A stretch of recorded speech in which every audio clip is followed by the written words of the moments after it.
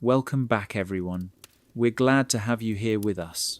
Tonight, we're leaving the familiar behind and stepping into stories that challenge everything we think we know about our place in the universe.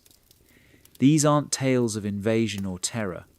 They're encounters that remind us we might not be alone, told by ordinary people who witness the extraordinary. What would you do if you looked up and saw something that shouldn't exist? How would you process a moment that changes your understanding of reality itself? You decide. Share your thoughts in the comments.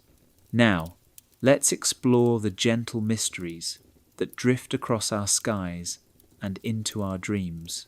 Chapter 1. The Farmer's Silent Visitors. The summer of 1967 was unusually dry in Iowa. The corn stood tall but thirsty, rustling softly in the evening breeze that carried the scent of dust and earth across the endless rows. For Harold Jensen, a third-generation farmer working the same land his grandfather had cleared, the drought meant longer days and later nights, checking irrigation lines and praying for rain that seemed reluctant to come. It was on one such evening, well past 9 o'clock, when the sun had finally surrendered to the horizon, that Harold noticed something unusual above his northeast field.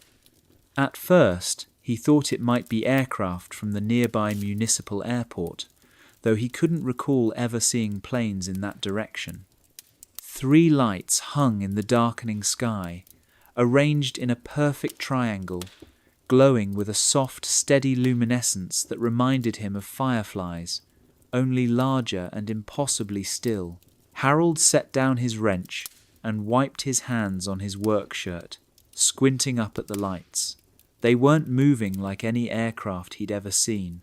No blinking navigation lights, no sound of engines carrying across the still air. Just 3 points of gentle radiance, holding their formation about 200 feet above his cornfield, casting a faint glow on the tasseled tops below. The silence struck him first. On clear nights like this, sound travelled for miles across the flat farmland. He could usually hear trucks on the distant highway, the hum of air conditioners from neighbouring farms, even the soft lowing of cattle in pastures half a mile away. But now, beneath those 3 lights, the world had grown profoundly quiet, as if the very air was holding its breath. Harold walked slowly toward the field, his boots crunching softly on the gravel farm road. The lights remained motionless, neither approaching nor retreating. As he drew closer, he could see that the glow wasn't harsh or blinding like searchlights, but warm and diffused, almost organic in quality. The lights seemed to emanate from the objects themselves, rather than being projected outward. Standing at the edge of his cornfield, Harold felt an unexpected sense of calm settle over him. He had lived his entire life under these skies, had seen every kind of weather, every phase of the moon, every constellation in its season. But this was different. The lights felt aware, somehow, as if they were observing just as intently as he was observing them. Minutes passed. Harold wasn't sure how many. Time seemed to slow in the presence of the silent visitors. The corn swayed gently beneath them, undisturbed by any downward thrust or electromagnetic interference. No stalks were bent or damaged. The lights simply existed above his field, patient and still, like benevolent guardians watching over the crops he had worked so hard to nurture. Harold found himself thinking of his grandfather, who used to tell stories of strange lights over the prairie in the old days. Lights that the Native Americans had spoken of with reverence rather than fear. Spirits of the sky, they had called them, visitors who came to bless the growing things. Harold had always dismissed such tales as folklore, but now, standing beneath these 3 gentle luminaries, he wondered if his grandfather had seen something very much like this. A barn owl called from the oak grove behind the farmhouse, its voice carrying clearly in the stillness. The sound seemed to signal something to the lights. Slowly, gracefully, they began to move. Not in any mechanical way, but with a fluid motion that seemed natural, like leaves drifting on an unfelt current. They maintained their triangular formation as they glided eastward, their glow gradually dimming until they became indistinguishable from the stars. Harold stood in his field for a long time after they had gone, feeling strangely reluctant to return to his repairs. The night air seemed different now, charged with a peace he had rarely experienced. When he finally walked back to the farmhouse, he found his wife Margaret waiting on the porch. "See anything interesting out there?" she asked, though her tone suggested she already knew the answer. Harold nodded slowly. 3 lights, just watching over the corn, seemed like. Margaret smiled and took his hand. "Your grandfather would have said they were checking on the harvest."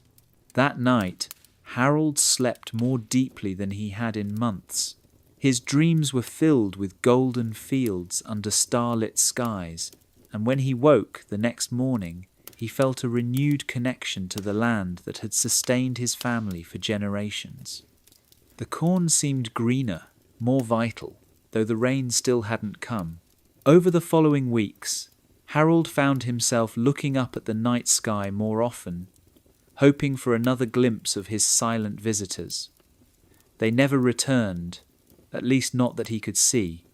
But something had changed in that brief encounter. The weight of worry about crops and weather seemed lighter. The isolation of farming life felt less lonely. Years later, when drought returned to the region and neighbors struggled with failing harvests, Harold's fields remained surprisingly resilient. He never claimed any supernatural intervention, but he also never forgot that night when 3 gentle lights had watched over his corn with what felt unmistakably like kindness. The encounter left Harold with a quiet certainty that the universe held more mystery and beauty than he had ever imagined. And on clear summer nights, when the corn whispered in the breeze and the stars seemed especially bright, he would stand in his field and remember the evening when he was reminded that sometimes the most profound experiences come not with drama or fear, but with the gentle peace of knowing you are not alone under the infinite sky. Chapter 2. The Lighthouse Keeper's Nightly Companions. The lighthouse at Pemaquid Point had guided ships safely to shore for nearly a century when Thomas Whitmore took over as keeper in the spring of 1952. The White Tower stood 79 feet above the rocky Maine coast, its beacon sweeping across the dark Atlantic every 6 seconds, a rhythm as steady as a heartbeat against the endless night. Thomas had accepted the position seeking solitude after losing his wife the previous winter. The lighthouse offered exactly what he needed: honest work with purpose, and the kind of deep quiet that comes only from living where the land meets the sea. His quarters were simple but comfortable, a small apartment built into the lighthouse base, with windows that looked out over the rocks and the ever-changing moods of the ocean. The first month passed peacefully. Thomas fell into the rhythm of his duties, maintaining the light mechanism, checking the weather instruments, and keeping detailed logs of passing vessels. The work was methodical and soothing, punctuated by the calls of gulls and the steady wash of waves against the granite shore below. He had begun to believe that this solitary existence would provide the healing his grief-stricken heart required. It was on a clear evening in late June when he first noticed them. The sun had set behind the coastal hills, painting the sky in soft shades of rose and lavender. Thomas was climbing the spiral stairs to check the light when movement outside caught his eye. 3 luminous orbs hung in the air about 50 yards offshore, glowing with a gentle blue-white radiance that reminded him of moonlight on water. At first, he thought they might be fishing boats with unusually bright lanterns, though he couldn't recall seeing any vessels in that direction when he had scanned the horizon at sunset. Thomas opened the lens room door and stepped onto the narrow walkway that circled the lighthouse. The evening air was cool and salt-tinged, carrying the familiar sounds of the sea. But the lights remained silent, hovering motionless above the waves with an otherworldly stillness that made his breath catch.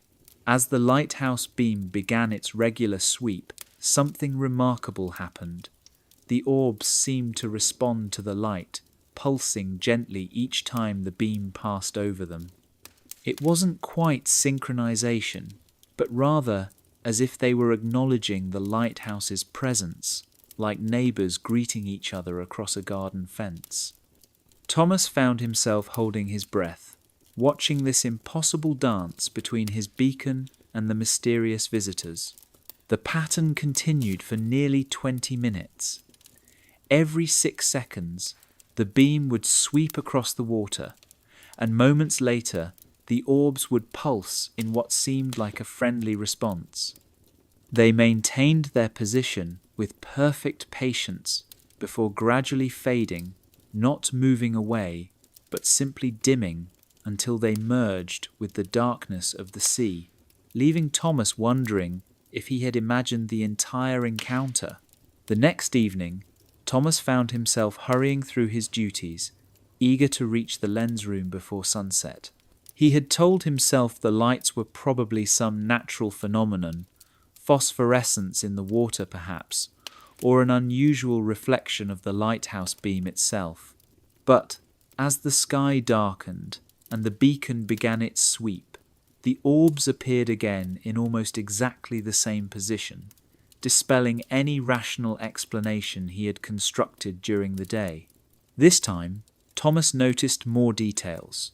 The lights weren't perfectly round, but seemed to have a subtle, organic quality, like living things rather than mechanical objects.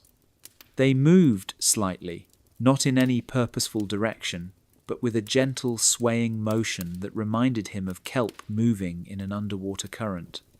Their surfaces seemed to ripple with inner light, creating patterns that shifted like aurora across their glowing forms.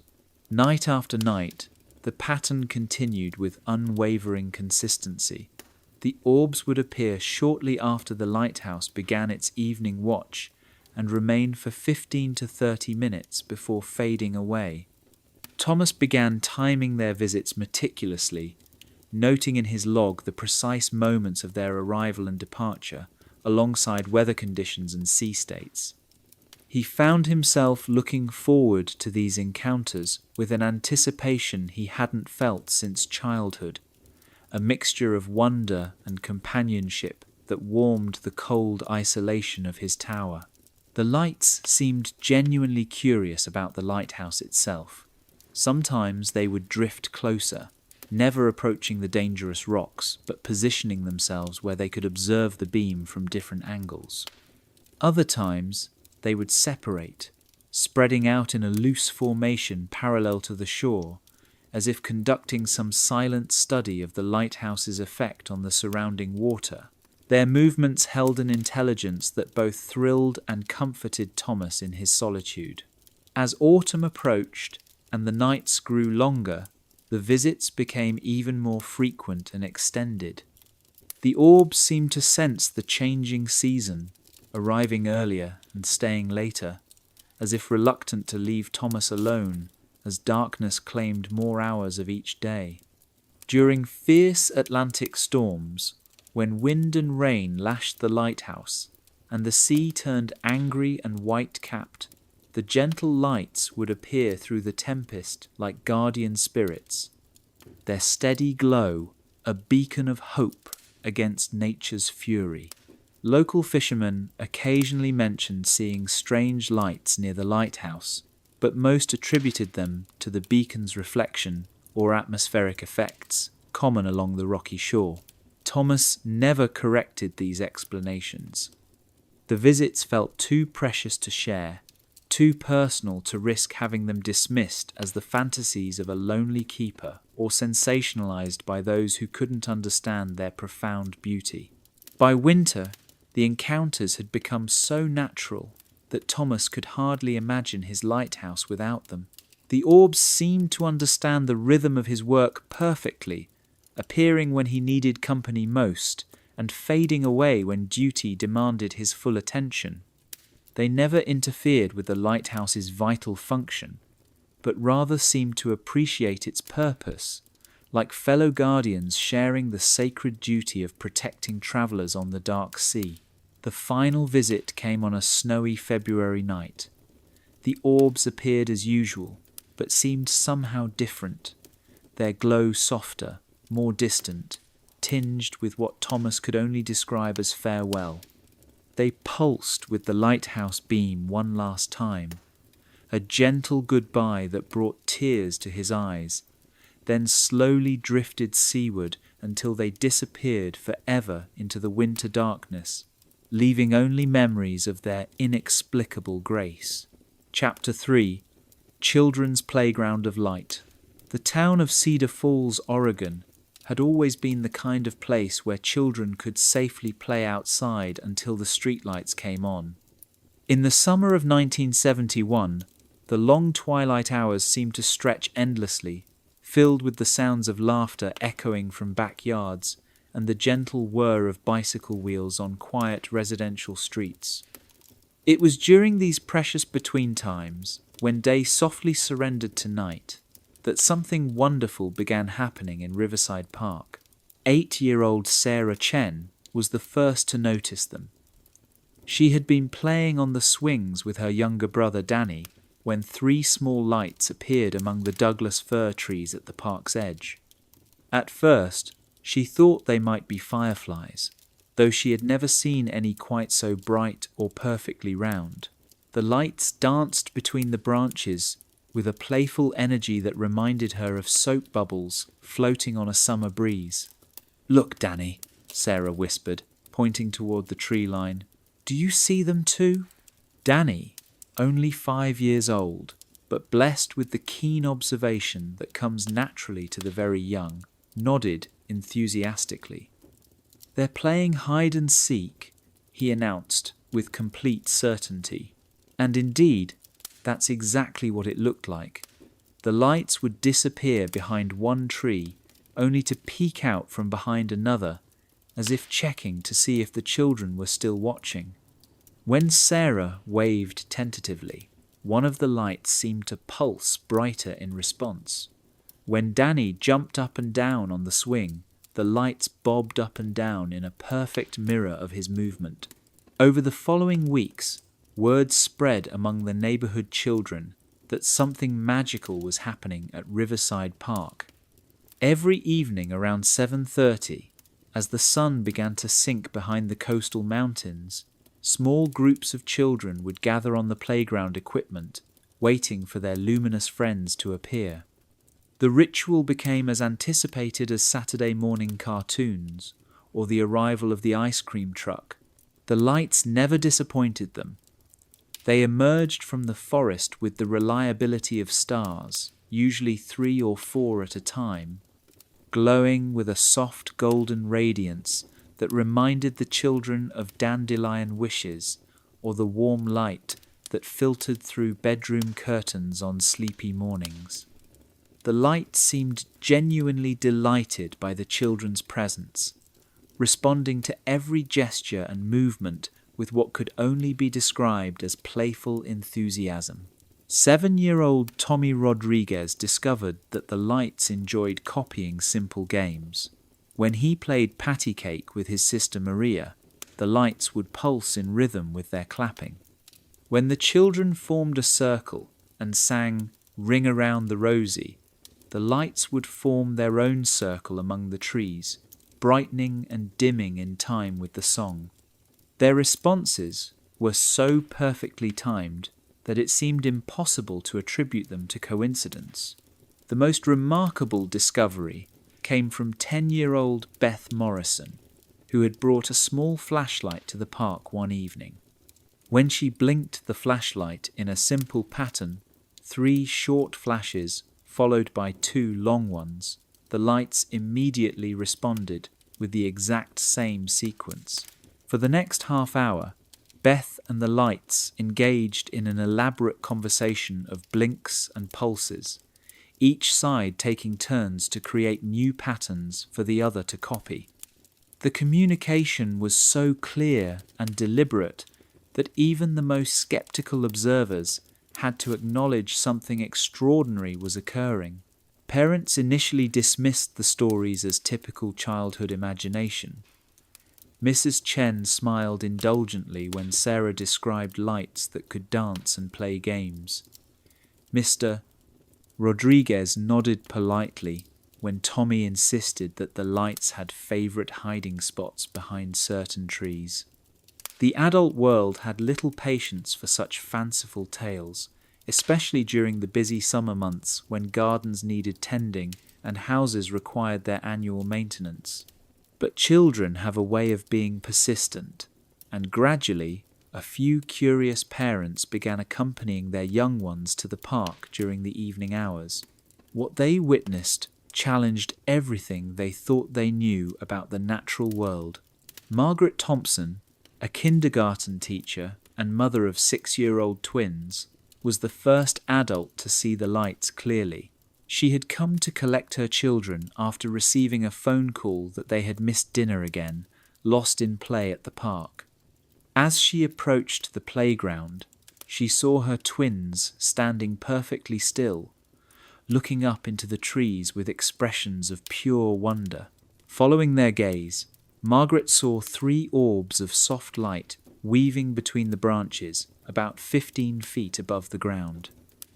As she watched in amazement, her daughter Emma raised her hand and waved. One of the lights immediately descended to hover at the child's eye level, pulsing gently as if greeting an old friend. "Hello," Emma said simply, and the light grew brighter, seeming to acknowledge her words with unmistakable warmth. Margaret found herself holding her breath, afraid that any sudden movement might break the spell. The light stayed with Emma for several minutes, slowly orbiting around her as she giggled with delight. When Margaret finally whispered that it was time to go home, the light pulsed once more and drifted back up into the trees, where it was joined by its companions in what appeared to be a gentle farewell dance. Word of Margaret's experience spread quickly through the small community. Other parents began making excuses to visit the park during the evening hours, some bringing lawn chairs and thermoses of coffee, creating an informal gathering of families drawn together by wonder and curiosity. Dr. James Fletcher, the town's only physician and a man who prided himself on rational thinking, brought his 8-year-old son Michael with the intention of debunking what he was certain would prove to be mass hysteria. Instead, Dr. Fletcher found himself sitting on a bench, watching in slack-jawed amazement as the lights engaged his son in what could only be described as an elaborate game of aerial tag. The lights would zip between the trees, and Michael would run beneath them, trying to stay directly below as they moved. When he stumbled and fell on the soft grass, the lights immediately descended, hovering close, as if checking to make sure he was unharmed.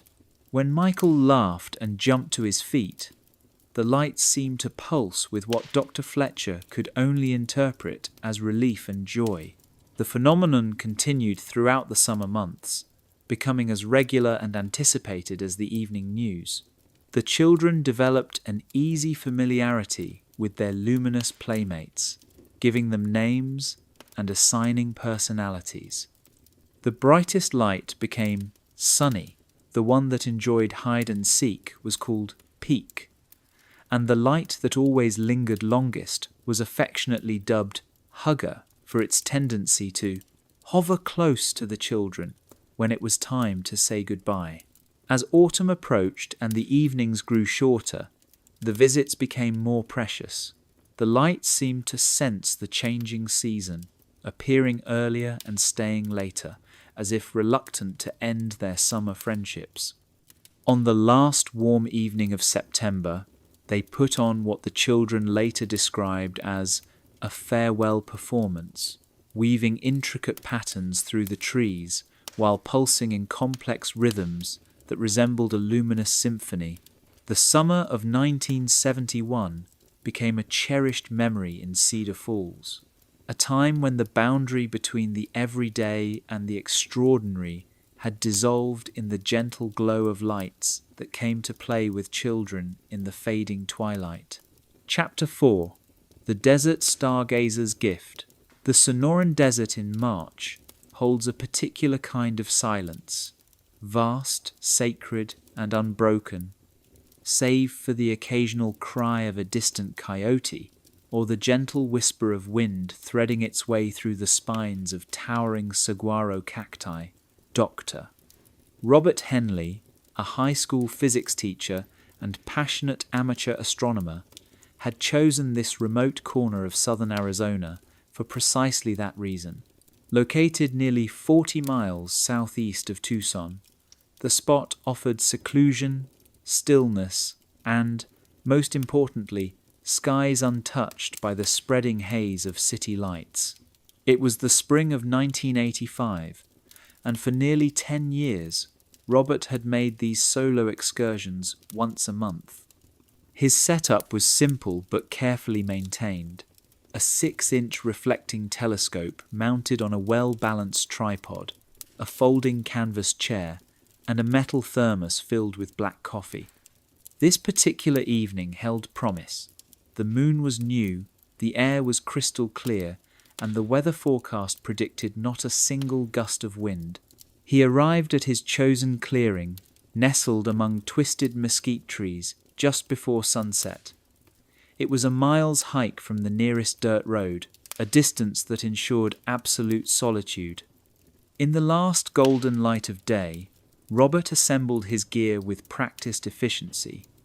Once the telescope was aligned with Polaris, he settled in for a night of stargazing, drifting between familiar constellations and seeking out deep sky objects he had not yet catalogued in his worn leather notebook.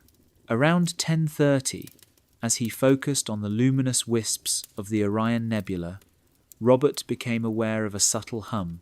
At first, he assumed it was a distant aircraft, though the sound was unlike any engine he had ever heard. It wasn't mechanical. It was melodic, like a series of finely tuned chimes vibrating in harmony, an almost musical resonance that stirred something deep in his chest. Looking up from the eyepiece, Robert scanned the sky. At first, everything appeared as expected. Orion overhead, Taurus just behind, the soft haze of the Milky Way stretching across the heavens. Then, to the west, he noticed something that did not belong.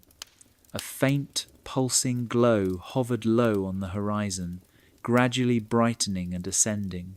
Rather than fear, Robert felt curiosity swell within him.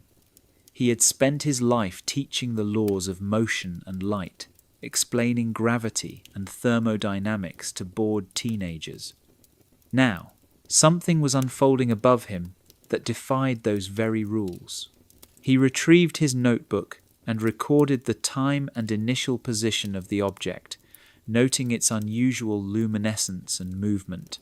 The craft, he could no longer call it anything else, moved with uncanny smoothness. It did not wobble or lurch, but glided, as if the laws of inertia simply did not apply. As it approached, Robert could make out more details.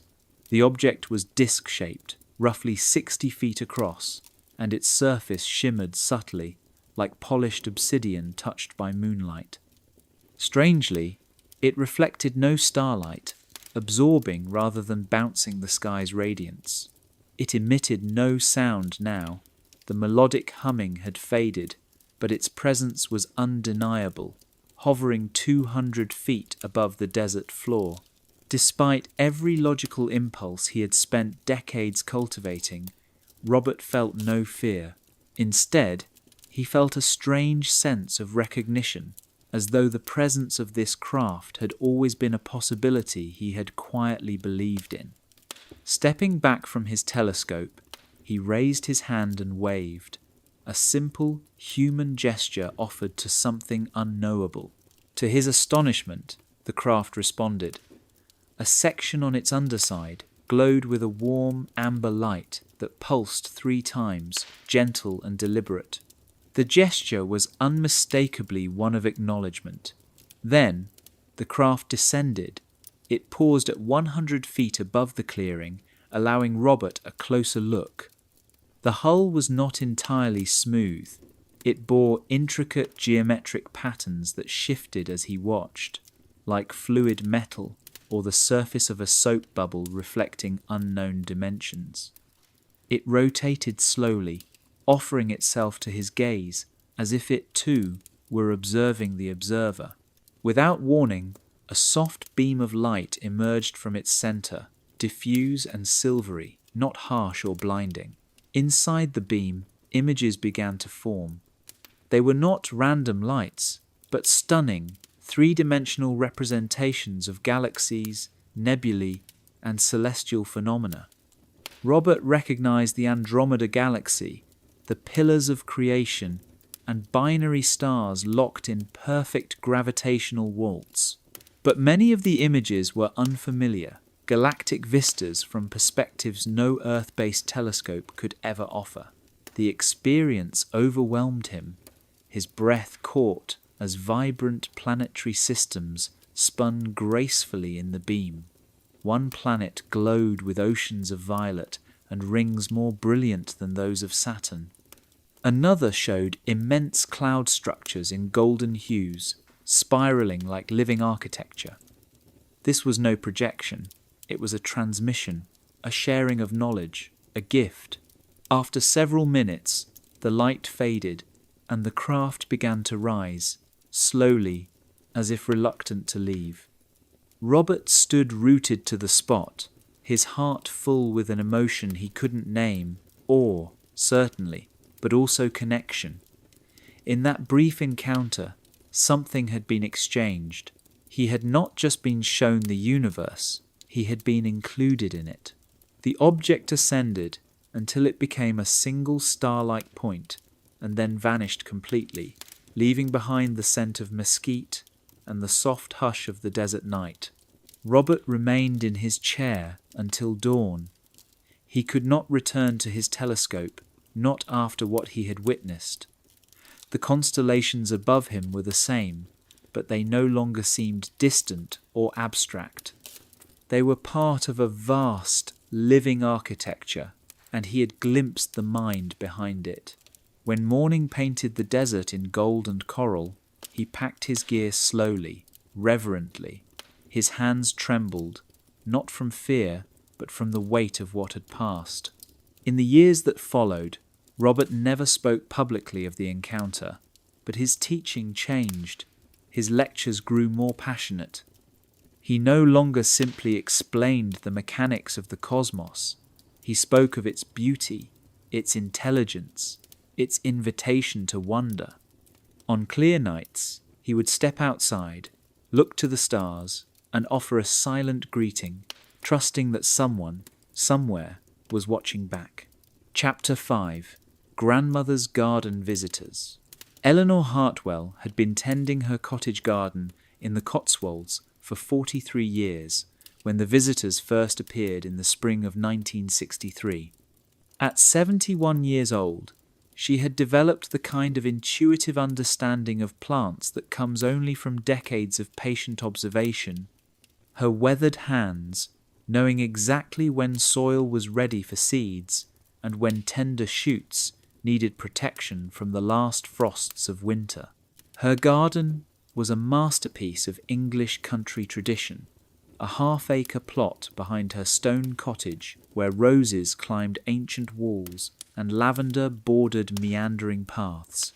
Delphiniums stood tall against the morning sun, while sweet peas cascaded from wooden trellises her late husband had built 30 years before.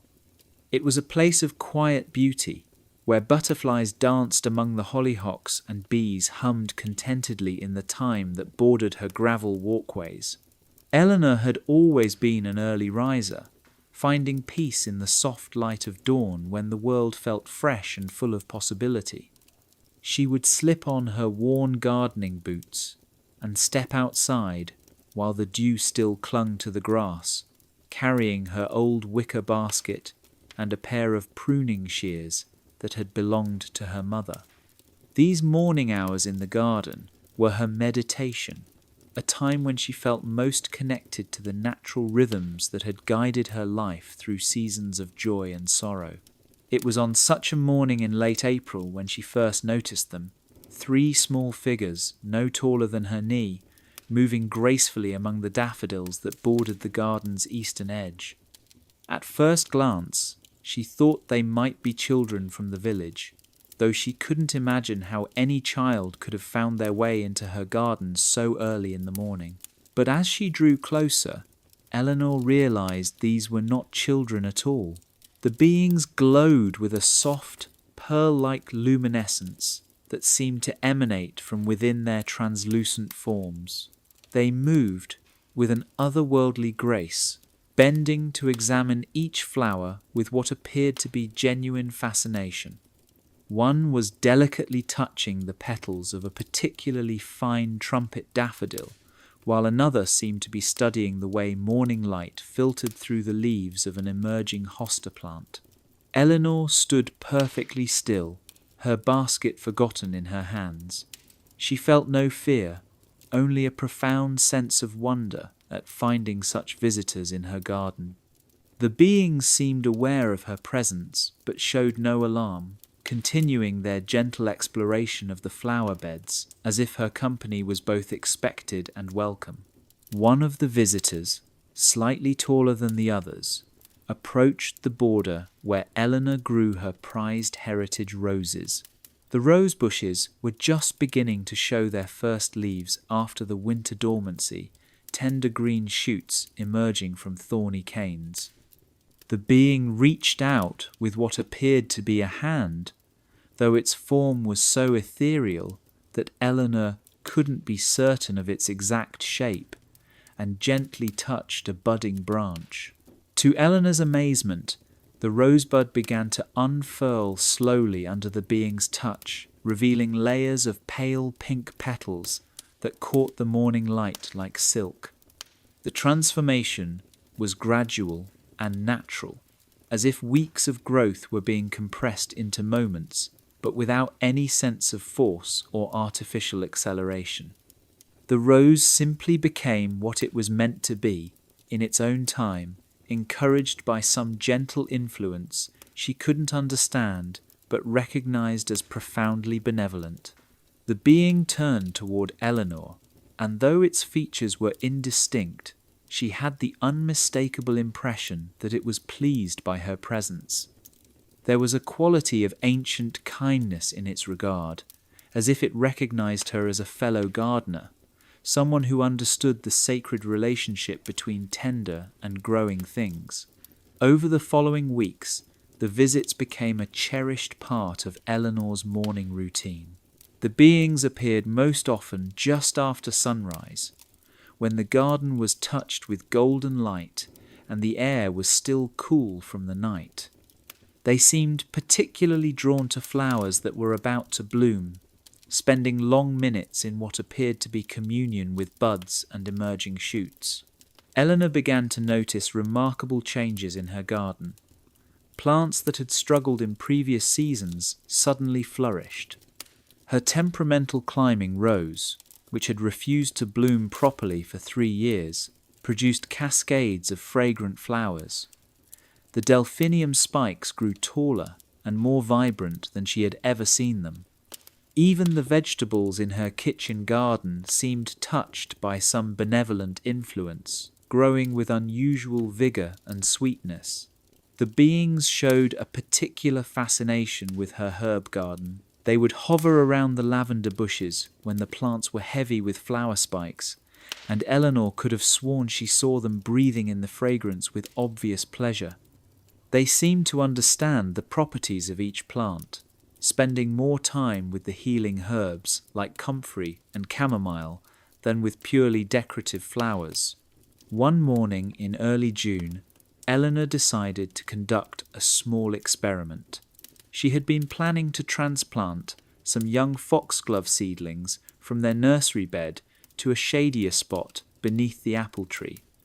Instead of working alone as usual, she began the task while the beings were present, speaking softly to them as she worked. "These little ones need more shade," she explained, gently lifting each seedling with its ball of earth intact. "They'll be happier under the apple tree, where the morning sun is gentle and the afternoon shadow will keep them cool." To her delight, the beings seemed to understand. They gathered around the transplanting site, and Eleanor felt a subtle sense of their approval as she settled each foxglove into its new home. When she had finished watering the transplants, she noticed that the beings had arranged themselves in a loose circle around the new planting, as if blessing the seedlings in their new location. As summer progressed, Eleanor began leaving small offerings for her visitors. A saucer of fresh water placed among the flowers, or a handful of seeds scattered in a quiet corner of the garden. The offerings were always accepted gracefully, though she never saw exactly how. The water would be gone by evening, and the seeds would have vanished by the next morning, often replaced by a patch of wildflowers that seemed to spring up overnight. The relationship deepened into a wordless partnership. Eleanor would tend her garden with the beings as silent companions, and they would respond by encouraging the most reluctant plants to bloom and protecting delicate seedlings from harsh weather. During a particularly severe thunderstorm in July, Eleanor watched from her kitchen window as the beings seemed to create a protective canopy over her most vulnerable plants, their gentle glow forming a shield against the driving rain. As autumn approached and the garden began its annual transition toward dormancy, the visits became less frequent. On the last morning of September, Eleanor found them gathered around her favourite rosebush, the heritage variety that had belonged to her mother. The rose was producing its final blooms of the season, deep red flowers that glowed like jewels in the early light. The beings touched each bloom gently, as if bidding farewell to old friends. When they turned to leave, the tallest of the three approached Eleanor directly, extending what she perceived as a blessing, a sense of gratitude that filled her heart with warmth. After that morning, the beings did not return, but Eleanor's garden bloomed more beautifully than ever the following spring, as if they had left a lasting gift in the earth itself. Chapter 6. The Fishing Guide's Lake Mystery. Lake Athabasca stretched before them like a mirror of pewter and sky, its surface so still that the reflection of passing clouds seemed more real than the clouds themselves. Jacques Dubois had been guiding fishing trips into the remote waters of northern Saskatchewan for 22 years, and he knew this lake better than most men knew their own backyards. But on this particular morning in late June of 1978, the familiar waters would reveal something beyond his considerable experience. His client, Dr. William Patterson, was a radiologist from Minneapolis who made this annual pilgrimage to escape the pressures of hospital work and reconnect with the peace that could only be found in true wilderness. It was their third day together, and they had established the comfortable rhythm that develops between guide and guest when both share a genuine love for the quiet sport of fishing.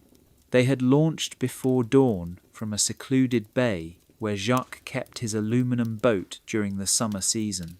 The morning air carried the clean scent of pine and lake water, punctuated by the distant call of a loon whose voice seemed to echo from the very heart of the wilderness.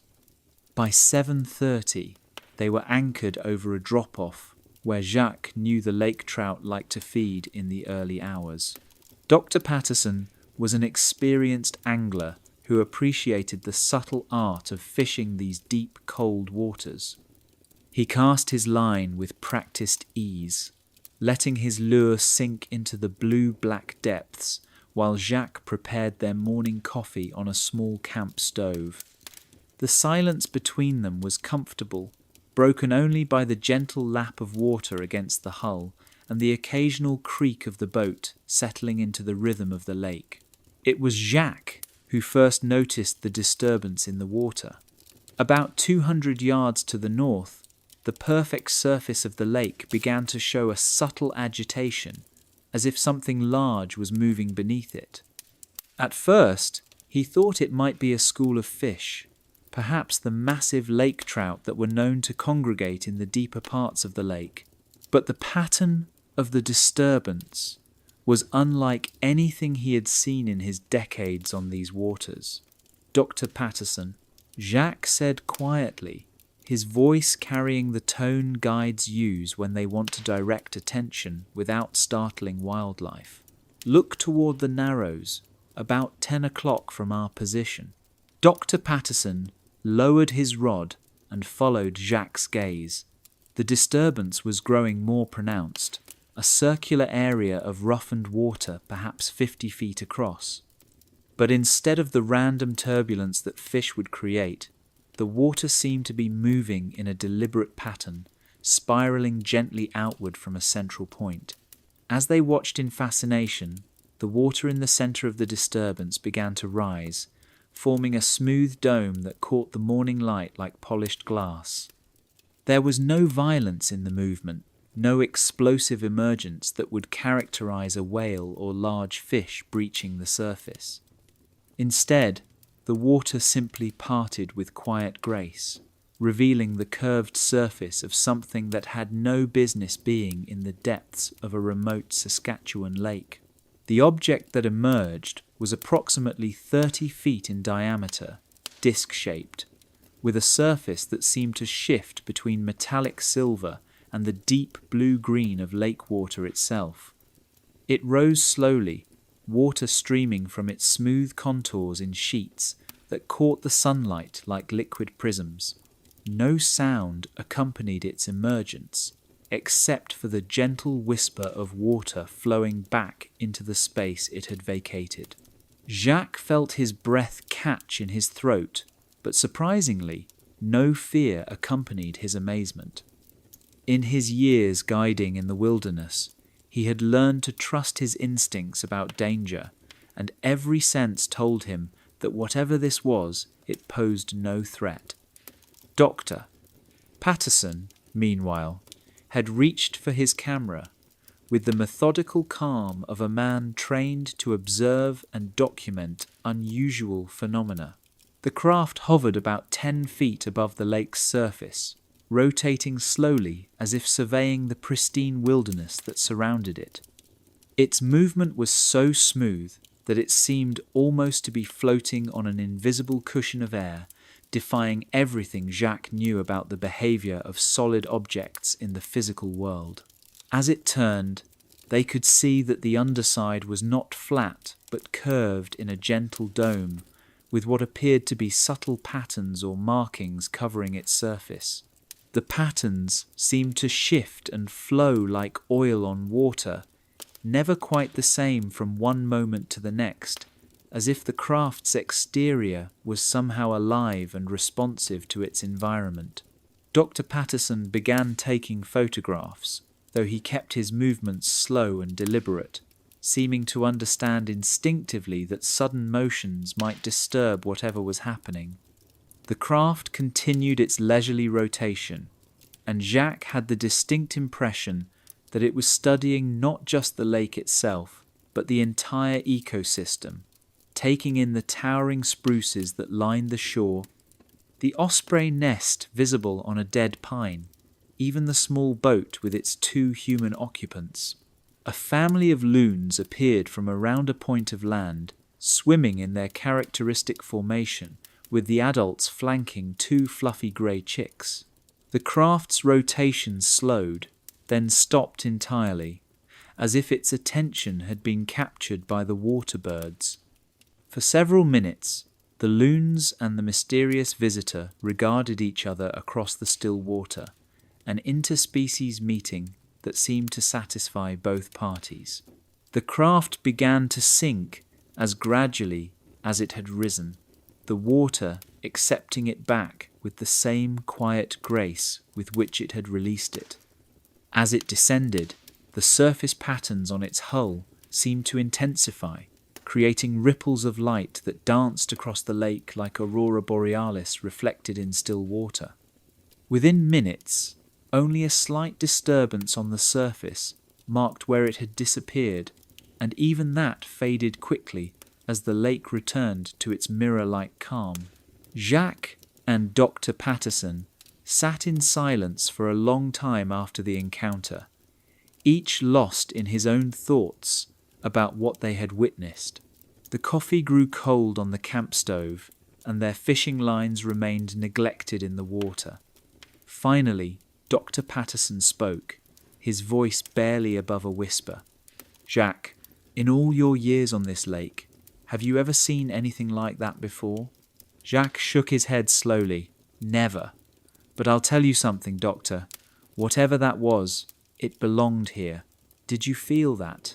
It wasn't like an intrusion or an invasion. It was more like a neighbour checking on the property next door." Dr. Patterson nodded thoughtfully. "I've spent my career looking at images of the human body, trying to understand how complex systems work together. What we just saw moved through that water like it was part of the lake's own circulation system. No disturbance, no pollution, no disruption of the natural order. They resumed fishing later that morning, though both men found their attention frequently drifting to the spot where the craft had emerged. The fish seemed unusually active, as if the visitor's presence had somehow energized the entire aquatic ecosystem. They caught and released several beautiful lake trout, each one seeming more vibrant and healthy than usual. As they made their way back to shore in the late afternoon, Jacques noticed that the water where the craft had appeared was noticeably clearer than the surrounding lake. Schools of small fish moved through the area in unusually tight formations, and the water plants below seemed greener and more abundant. It was as if the visitor had left some kind of beneficial influence behind, a gift to the ecosystem that had hosted its brief emergence. Dr. Patterson returned to Minneapolis with his photographs, though he found that the images, while clear, somehow failed to capture the profound sense of peace and rightness that had characterized the encounter. Jacques continued guiding on Lake Athabasca for many more years, and while he never saw the craft again, he noticed that the lake seemed different after that morning in June, cleaner, more abundant with life, touched by a quality of deep peace that seemed to radiate from its depths. Chapter 7. Highway Helper. The headlights of Marcus Rodriguez's 1976 Ford pickup cut through the Nevada darkness like twin beacons searching for hope in an ocean of sagebrush and star-scattered sky.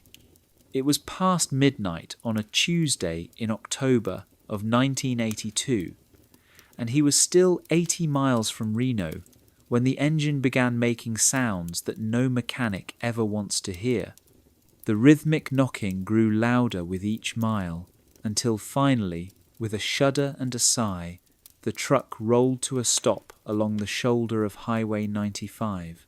Marcus sat in the sudden silence, listening to the tick of cooling metal and feeling the weight of his situation settle around him like the desert night itself.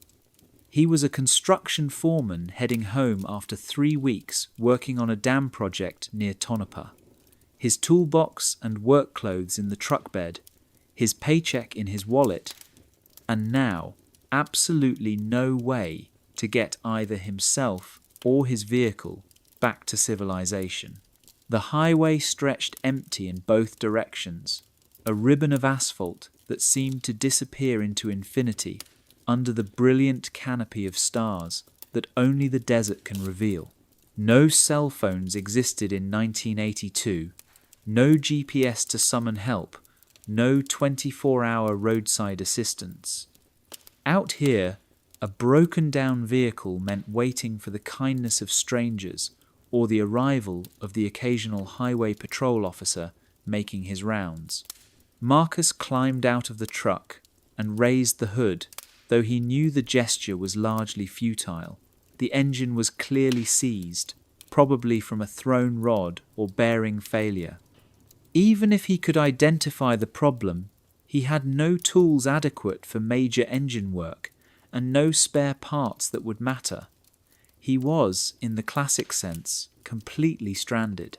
The October air carried a chill that reminded him how quickly desert temperatures could drop once the sun disappeared. Marcus pulled on his work jacket and leaned against the truck's tailgate, looking up at the Milky Way stretched across the sky like a river of light. At least it was a beautiful place to be stuck, he thought, trying to maintain some humour about his predicament. He had been sitting there for perhaps 20 minutes when he noticed lights approaching from the south. Not the steady white beams of headlights, but a softer, more diffused glow that seemed to move independently of any road. As the lights drew closer, Marcus realized they were not following the highway at all, but traveling across the open desert in a straight line that would bring them directly to his location. 3 orbs of gentle luminescence emerged from behind a low hill, moving at the height a person might walk, but covering ground with a smoothness that suggested they were floating rather than touching the earth. Marcus felt no alarm at their approach, only a deep curiosity about what could be travelling through the desert at this hour in such an unusual manner. The lights came to rest about 30 feet from his truck, hovering just above the sagebrush. In their soft radiance, Marcus could make out shapes that were unmistakably humanoid, but somehow different, taller, and more slender than any people he had ever seen. They stood about 7 feet in height, with proportions that seemed graceful rather than awkward, and they moved with a fluid quality that reminded him of dancers or perhaps swimmers moving through invisible water. One of the beings approached his truck, and Marcus felt a wave of peaceful intention wash over him, as if the stranger was somehow communicating friendliness and concern without words. The being examined the open hood for a moment, then turned toward Marcus and made a gesture that clearly indicated it understood the nature of his problem and wished to help. Marcus found himself nodding and stepping aside as the being moved to the front of the truck. 2 others joined the first, and together they began working on the engine with movements so efficient and coordinated that Marcus wondered if they shared some kind of collective understanding of mechanical systems. He could not see exactly what they were doing. Their hands, if they could be called hands, seemed to work inside the engine compartment without the use of any visible tools. There was no noise of metal against metal, no sound of parts being removed or replaced. Instead, Marcus heard only a faint humming, like the sound of tuning forks resonating in harmony, and he could see brief flashes of light emanating from within the engine bay. The repair, if it could be called that, took less than 10 minutes. When the being stepped back, one of them gestured toward the driver's seat with what Marcus interpreted as an invitation to try starting the engine. He climbed into the cab and turned the key, half expecting to hear the same grinding death rattle that had brought him to this roadside stop. Instead, the engine turned over immediately and settled into the smoothest idle Marcus had ever heard from his 15-year-old truck. He revved the engine experimentally, and it responded with a purr that sounded like it had just received a complete overhaul from the finest mechanics in Detroit. The temperature gauge showed normal, the oil pressure was perfect, and there was no trace of the knocking that had announced the engine's failure. Marcus climbed out of the truck, his mind struggling to process what had just happened. The beings stood quietly nearby, their gentle luminescence casting soft shadows on the desert floor. He wanted to thank them, to offer some form of payment, or at least express his gratitude, but he had no idea how to communicate with visitors who seemed to understand his situation better than he understood theirs. As if sensing his thoughts, the tallest of the three beings approached him directly. Marcus felt a warmth that seemed to emanate from the stranger's presence, and somehow he understood that no thanks were necessary or expected. The help had been given freely, with the same natural generosity that water flows downhill or stars shine in the darkness. The being reached out with what appeared to be a hand, though its form was so ethereal that Marcus couldn't be certain of its exact shape, and gently touched the truck's fender. Immediately, Marcus noticed that a long scratch along the side of the bed, a souvenir from backing too close to a concrete barrier at the construction site, had completely disappeared. The truck's paint gleamed as if it had just been detailed, and even the rust spots around the wheel wells were gone. The three beings began to retreat, their lights growing gradually dimmer as they moved away from the highway. Marcus called out his thanks into the desert night, his voice carrying clearly in the still air. The lights pulsed brighter for a moment, as if acknowledging his words, then continued their gliding progress across the sagebrush until they disappeared behind the same hill from which they had emerged. Marcus stood beside his revitalized truck for several minutes, listening to the smooth rumble of the engine and trying to make sense of what had just occurred. The desert had returned to its previous silence, broken only by the distant call of a coyote and the whisper of wind through the sage. If not for the perfectly running engine, he might have convinced himself that the encounter had been a stress-induced hallucination. The drive back to Reno passed in a state of quiet wonder. The truck ran better than it had in years, the steering was tighter, and even the radio seemed to pick up stations more clearly than before.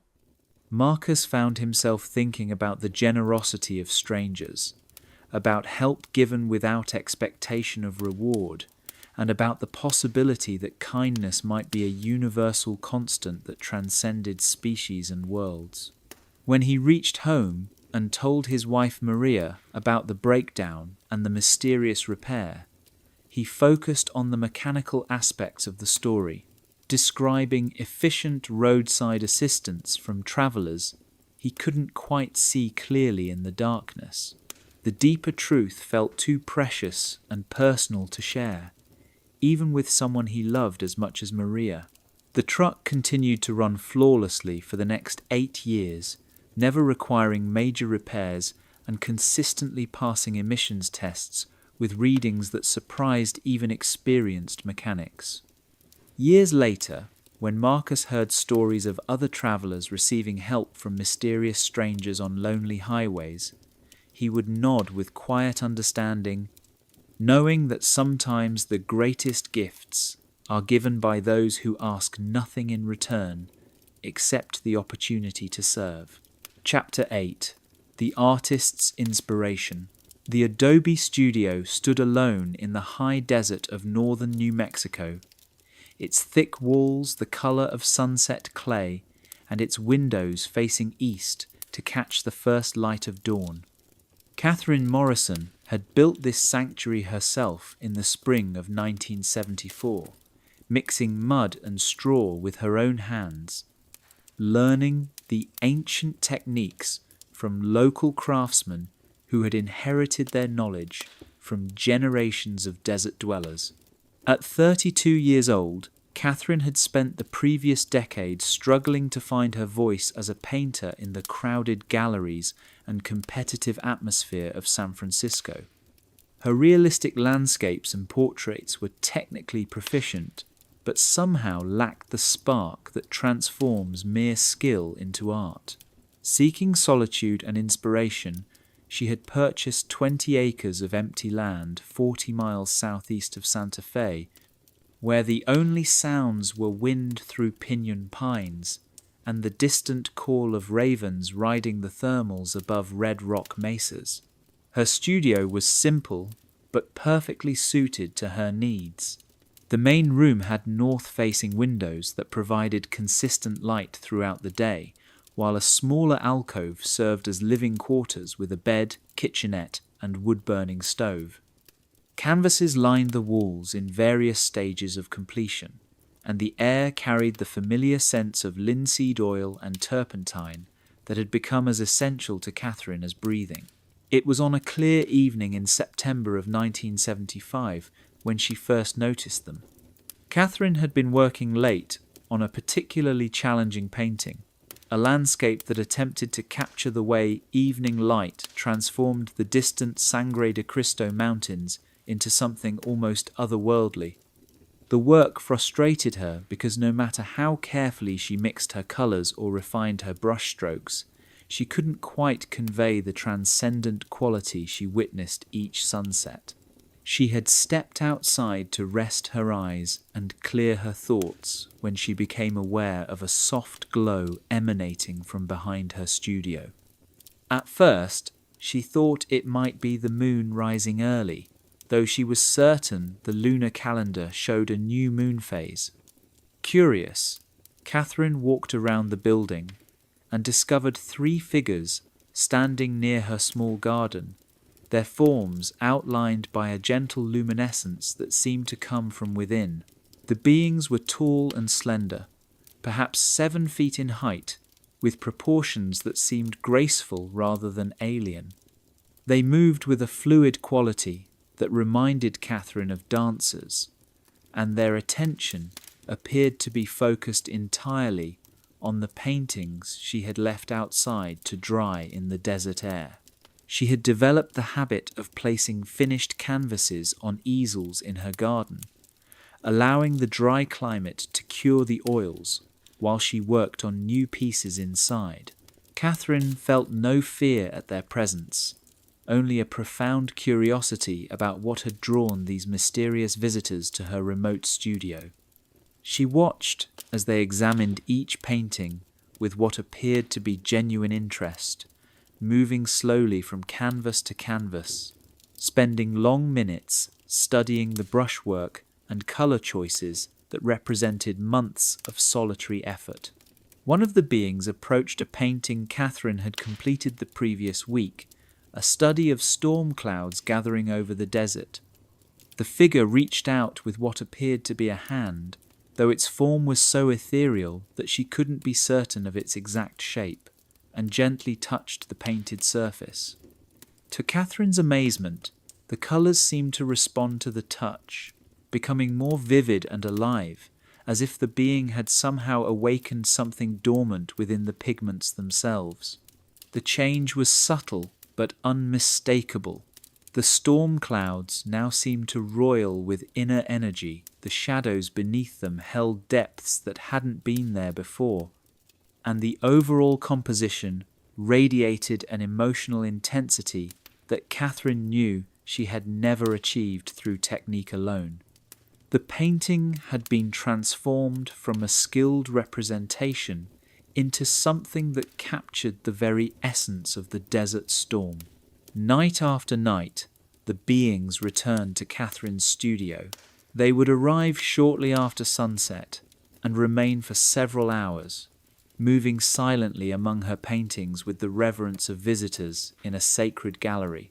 Catherine began timing her work to coincide with their visits, painting in the garden while they observed, feeling strangely honoured by their attention to her artistic efforts.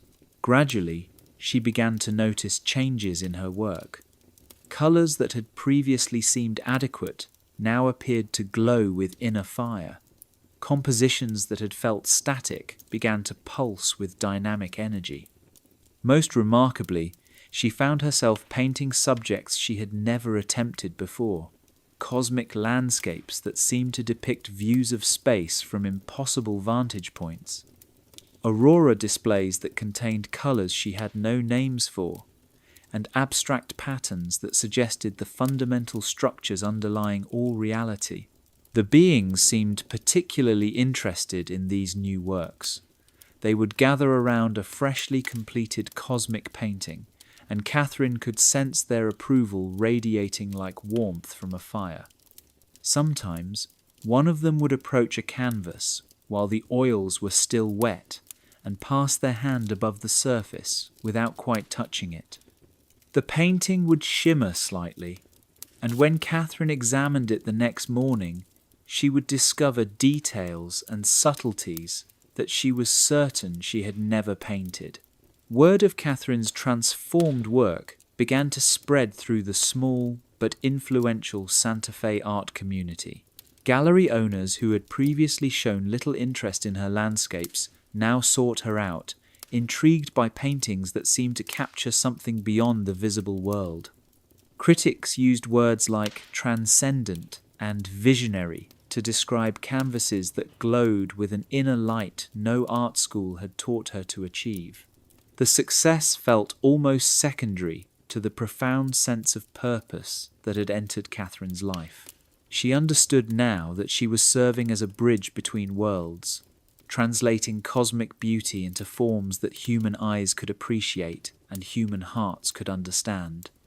Her studio had become a meeting place where earthly creativity and universal inspiration could collaborate in the creation of something entirely new. One evening in late October, Catherine decided to attempt something she had never tried before. She set up a fresh canvas and began painting while the beings watched, trying to capture their own ethereal beauty as they moved among her previous works. To her surprise, they seemed delighted by the attention, posing gracefully and allowing their inner luminescence to brighten so she could better study their forms. The resulting painting was unlike anything Catherine had ever created. The beings appeared not as solid figures, but as concentrations of light and energy, recognizably humanoid, yet clearly transcendent of physical form.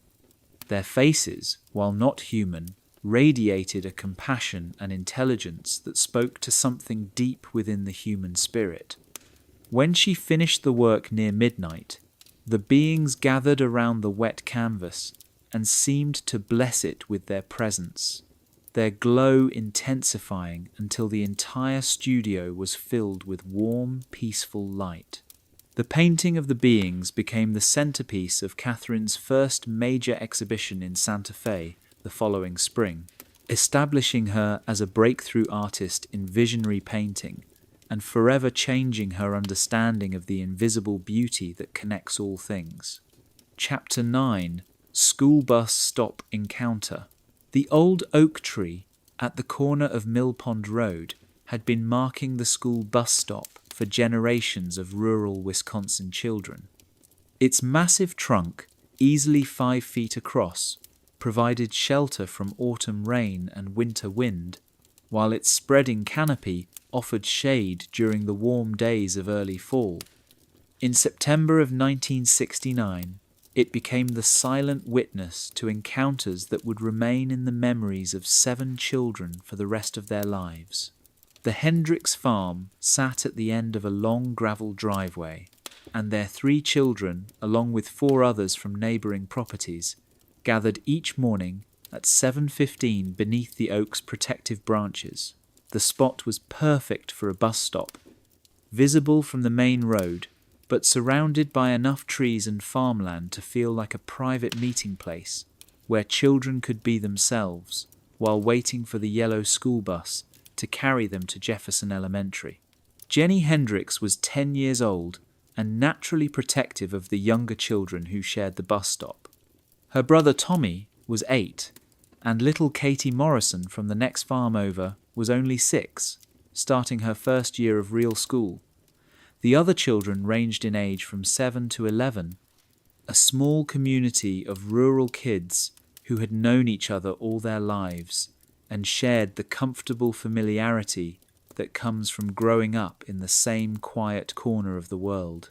It was Tommy who first noticed them on a crisp Monday morning when the leaves were just beginning to show their fall colours. 3 figures emerged from the dense woods that bordered the Morrison property, moving with a grace that seemed almost too fluid for the rough terrain. At first, Tommy thought they might be teenagers from the high school playing a prank, though something about their proportions seemed unusual, taller and more slender than any people he had seen before. "Jenny, look," Tommy whispered, tugging at his sister's sleeve. "Who are those people?" Jenny followed his gaze and felt her breath catch. The figures were approaching through the trees with movements that seemed to flow like water, their forms outlined by a soft luminescence that was barely visible in the morning light. They were clearly aware of the children, but showed no signs of threat or alarm, moving with the patient deliberation of neighbours coming to visit. As they drew closer, the children could see that while the visitors were humanoid in shape, they were clearly not human. They stood approximately 7 feet tall, with elongated limbs and faces that held an otherworldly beauty. Their skin seemed to have a subtle, translucent quality, and their large eyes held an intelligence and kindness that immediately put the children at ease. Katie, despite being the youngest, showed no fear at their approach. She stepped forward with the fearless curiosity that only very young children possess, and waved enthusiastically. "Hello," she called out in her clear, piping voice. "Are you coming to wait for the bus too?" The tallest of the 3 beings approached Katie and knelt down to her eye level, a gesture so universally understood that all the children immediately relaxed. The being's response was not in words, but in a gentle pulse of warm light that emanated from its form, and somehow Katie understood that this was a greeting, a sign of friendship offered in return for her own. Over the following weeks, the morning encounters became a cherished part of the children's routine. The beings would emerge from the woods shortly after the children arrived at the bus stop, joining them in what became an informal outdoor classroom where learning happened through play and wonder rather than textbooks and tests. The visitors seemed genuinely fascinated by the children's school supplies and activities. When Jenny pulled out her arithmetic homework to review before school, one of the beings examined the numbers with obvious interest, then used a finger to trace mathematical patterns in the morning dew on the oak's bark. The equations that appeared were far more complex than anything Jenny had seen, but somehow she understood the underlying relationships they revealed. Tommy discovered that the beings enjoyed games that involved patterns and sequences. He would arrange colourful leaves in different configurations, and the visitors would respond by creating their own patterns using small stones or twigs, each design more beautiful and intricate than the last. Through these wordless exchanges, Tommy began to understand mathematical concepts that wouldn't be taught in his classroom for several more years. The beings showed particular tenderness toward Katie, perhaps recognizing in her the openness and wonder that adults often lose as they grow older. They would create small light displays just for her entertainment, forming glowing patterns in the air that danced like fireflies in broad daylight. Katie would clap and laugh with delight, and the beings would respond by making the lights even more elaborate and beautiful. The educational aspect of the encounters was subtle but profound.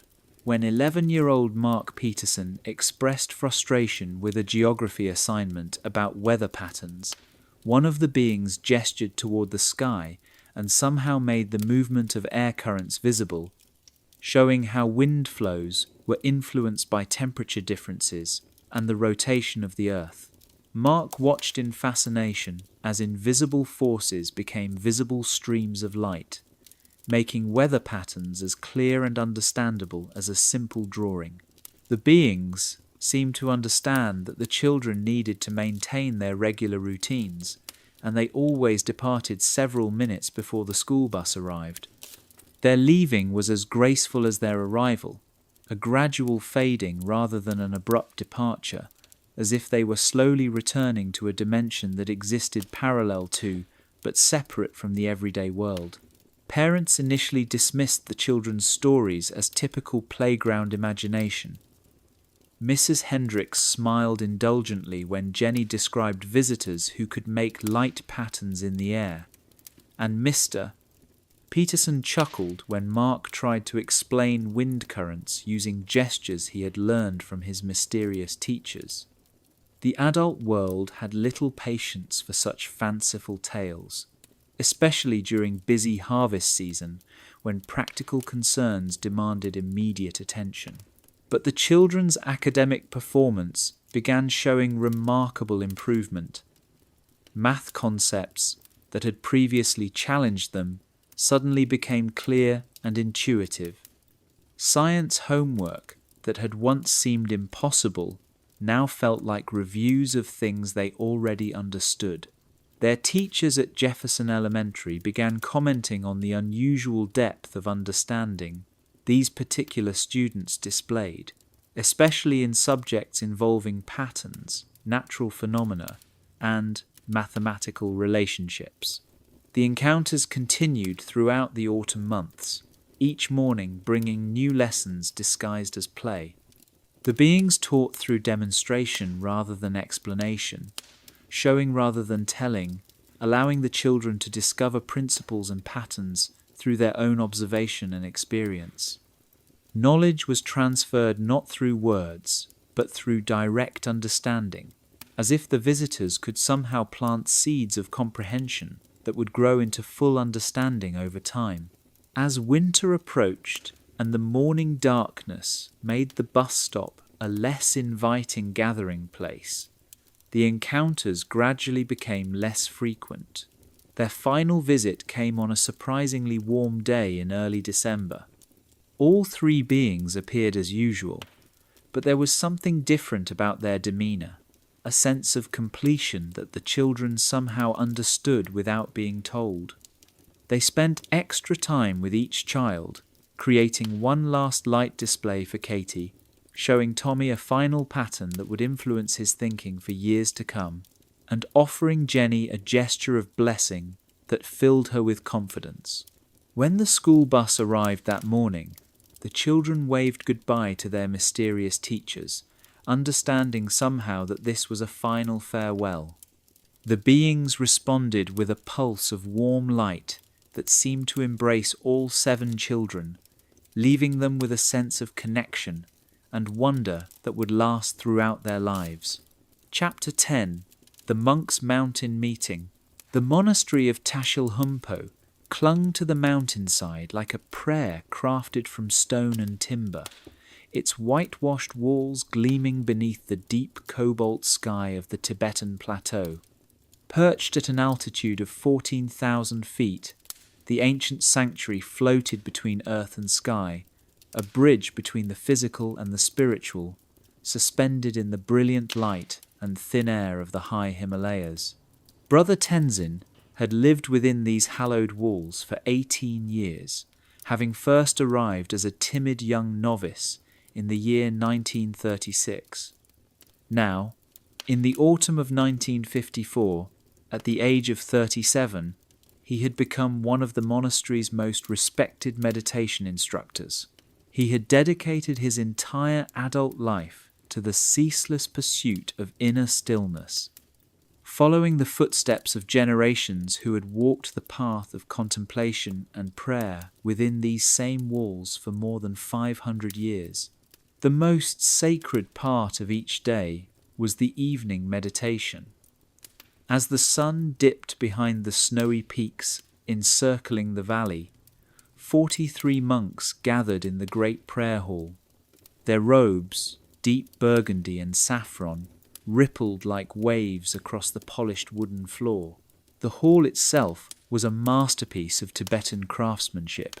Carved cedar columns, ceilings painted with vibrant mandalas and celestial beings, and the golden glow of countless butter lamps casting trembling shadows that seemed to breathe with the rhythm of silent prayer.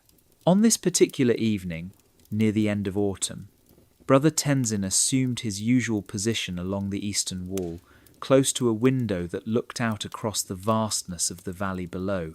As always, the meditation began with the resonant chanting of sacred syllables, drawing each monk inward. Then silence enveloped the room, profound and complete, allowing the monks to sink deep into the luminous depths of awareness that lay beyond thought. As Tenzin's breath slowed and his mind expanded, he felt that familiar dissolving of self into the ocean of collective stillness. It was in that state of clarity that he noticed something peculiar, a soft, golden radiance beginning to fill the hall. At first he assumed it to be moonlight, though he knew the moon would not yet have risen above the western ridges. This light had a warmth to it, not of heat, but of presence. It seemed to touch not just the room, but the minds and hearts of those within. Opening his eyes just slightly, he saw his fellow monks still deep in stillness, unmoved, their expressions serene in the golden glow. Then he saw them, 3 figures who had entered the hall without a sound. No door had opened, no step had echoed. They were simply there, standing in the centre of the hall, their bodies outlined in soft golden light. Tall and slender, with flowing movements that reminded him of water, the beings exuded an ageless wisdom and a compassion so vast it made Brother Tenzin's breath catch in his chest. He did not feel fear. Instead, a deep sense of recognition washed over him, as though these beings were long-lost companions returning from a sacred journey. They moved among the seated monks, eventually settling into postures of meditation themselves. With their arrival, the peacefulness in the hall deepened. It was as though their very presence amplified the stillness, drawing each monk further inward into the infinite quiet. What followed could not be measured in hours or minutes. Time dissolved, as did the sense of separateness. Brother Tenzin felt himself merge not only with the consciousness of his fellow practitioners, but with something far greater, an ocean of boundless peace, vast and luminous. In this state, understanding arose effortlessly. No words were spoken, yet wisdom unfolded within him like a lotus blooming in morning light. He understood things he had never grasped in all his years of study. The seamless interconnection of all life, the presence of awareness in every atom, and the truth that enlightenment was not a distant summit to be reached, but a stillness already within. These beings, these luminous visitors, seemed to be both teachers and fellow pilgrims, offering their silent companionship on the shared path toward awakening. The golden beings were not observers. They participated fully in the meditation, their presence a living contribution to the spiritual current flowing through the hall.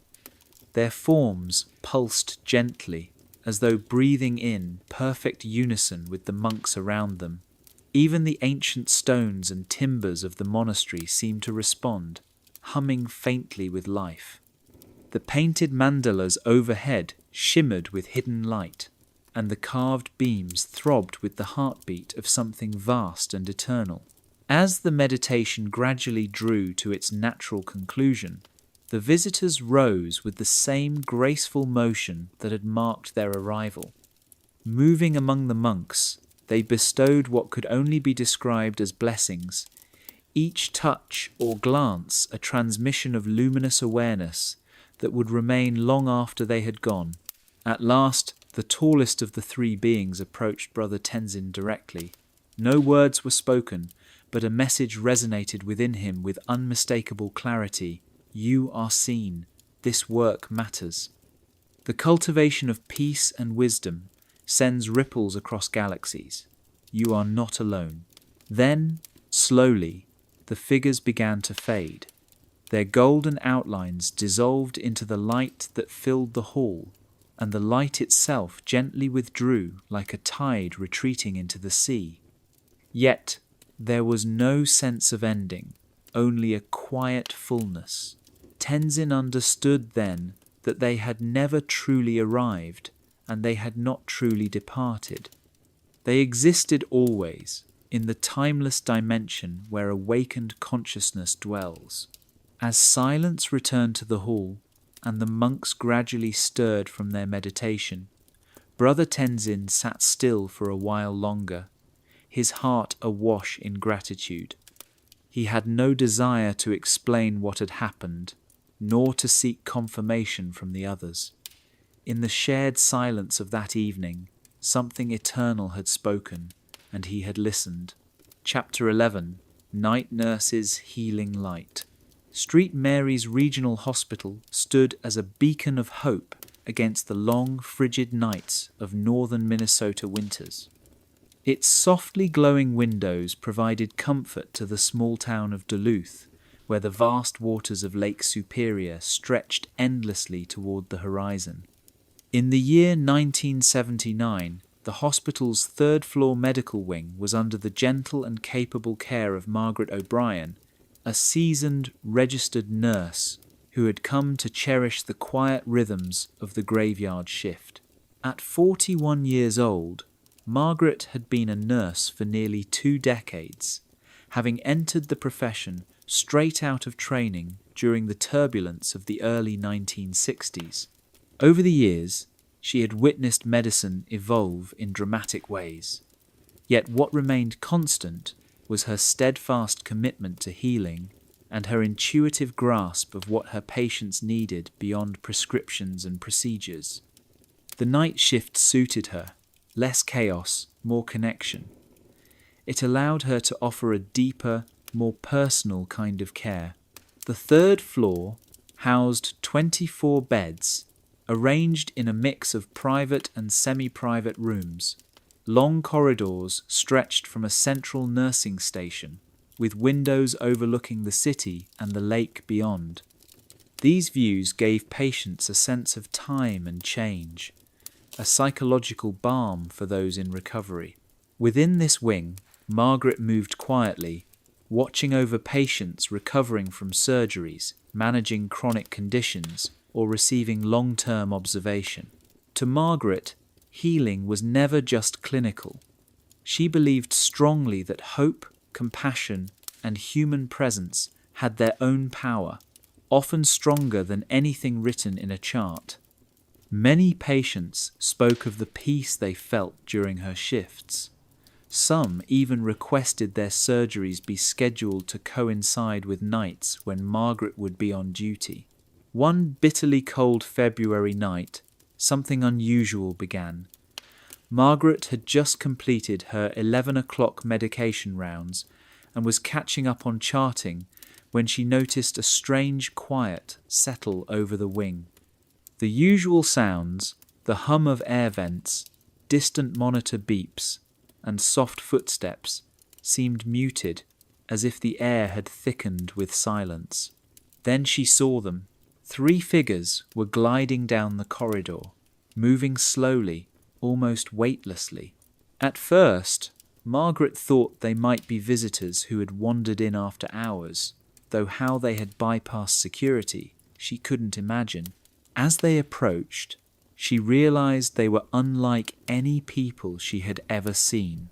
Tall and graceful, the beings had a soft, glowing presence, pearl-like, radiant but subtle.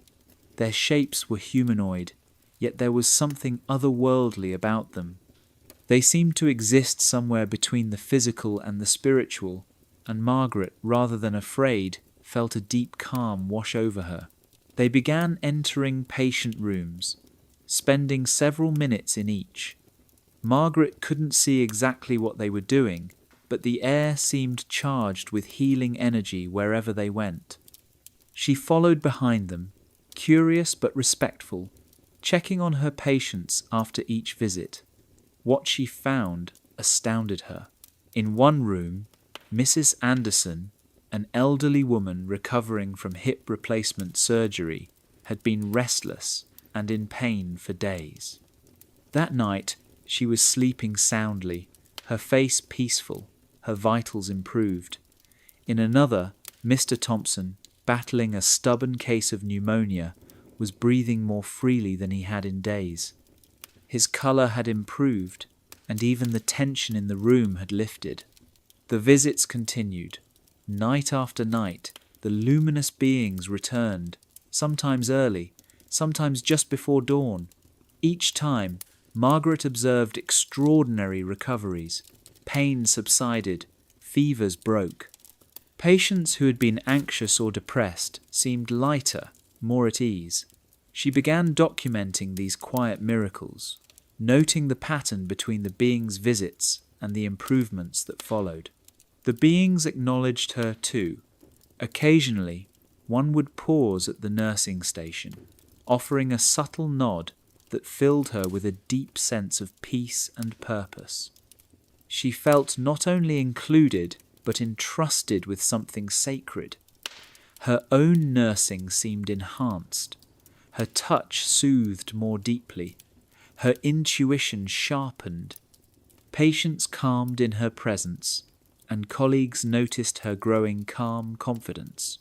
Dr. Harrison, the attending physician, remarked on the unusually high recovery rates and low complication rates among Margaret's patients.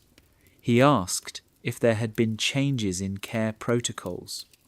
Margaret simply replied that night shifts allowed for closer monitoring and more personal care, nothing more. One spring night, she watched the beings tend to Timothy, a young boy admitted with severe asthma. From the doorway, she saw two of them stand at his bedside, their glow brighter than ever. Gradually, Timothy's breathing steadied, the wheezing stopped, his body relaxed. It was as if light itself was easing his lungs. Even families felt the difference. Those keeping late-night vigils spoke of a strange but comforting presence on the floor during Margaret's shifts. Other staff members, while never seeing the visitors themselves, commented on the rare sense of calm that seemed to settle over the wing during the night. Margaret realized over time that the beings were not just healing, they were teaching her. She had become a conduit for the same energy they carried, and with each encounter, her capacity for comfort, insight, and grace deepened. The final visit came on a quiet autumn night. The beings appeared, as always, but their glow was more brilliant, their presence more deliberate.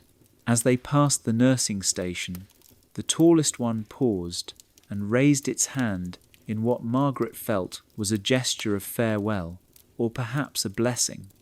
In that moment, warmth filled her entire being, along with a deep knowing. Her role in the healing process had forever changed. From that night on, Margaret continued her work, but with a greater sense of purpose. She had glimpsed a mystery that few ever would, a sacred merging of science, spirit, and silent grace. And she carried it with her, night after night, room to room, healing in the quiet hours when the world was still. Chapter 12. The Photographer's Perfect Moment.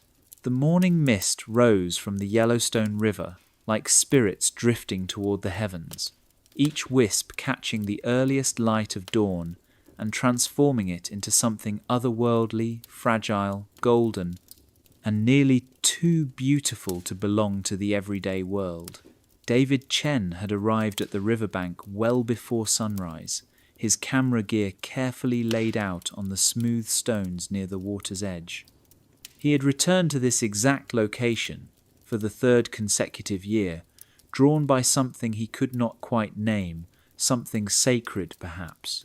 It was September of 1973. David had been a nature photographer for almost a decade, ever since his discharge from military service in the early 1960s left him aching for beauty, for meaning, and for something untouched by violence. Now 31 years old, He had built a quiet reputation among outdoor magazines and art publications for capturing images that held more than just scenery, they held spirit. His equipment that morning included 2 camera bodies, one loaded with colour film for sweeping landscapes, and the other with black and white for fine, intimate details. A sturdy tripod supported his main camera, and a carefully curated selection of lenses lay on a cloth beside him, arranged like tools in a sacred ritual. Each one had been chosen for its ability to translate the immense majesty of nature into something still and frameable, an echo of the real, but radiant in its own way. The site he had chosen was a bend in the river where the water slowed and widened, offering pristine reflections of pine forests and the rugged peaks of the Absaroka Range in the distance. In previous years, elk had come to this place in the early hours to drink, and David hoped today would be no different. He dreamed of capturing a moment when the elk stepped into the light, their silhouettes mirrored in still water, all bathed in the gold of a perfect sunrise. As the mist began to lift and the sun crept higher, he heard it, the soft, rhythmic sound of hooves pressing into the damp forest floor. From the tree line emerged a small herd of elk, led by a powerful bull whose antlers looked like polished ivory in the morning light. David remained perfectly still as he brought his camera to his eye, his movements slow, reverent. He began photographing the scene with care, his heart pounding, not from fear, but from the thrill of beauty arriving exactly as he had hoped. The animals positioned themselves along the river's edge in a way that seemed almost choreographed. The bull stood apart, framed by the reflection of a golden sky, while the cows and calves spread in a gentle arc beside him. David adjusted lenses and exposures with quiet precision, each click of the shutter feeling like an act of worship. It was while focusing on the bull's majestic antlers that David first noticed additional figures in his frame, figures that had not been there a moment earlier. At first, he thought they might be fellow photographers, perhaps drawn by the same instincts. But how could anyone have approached so silently? Lowering his camera, he looked across the river and froze. 3 beings stood beneath the trees on the opposite bank. They were tall, taller than any human, and slender, with an elegance that seemed carved from light. Their skin shimmered faintly in the sun, a soft luminescence not easily explained.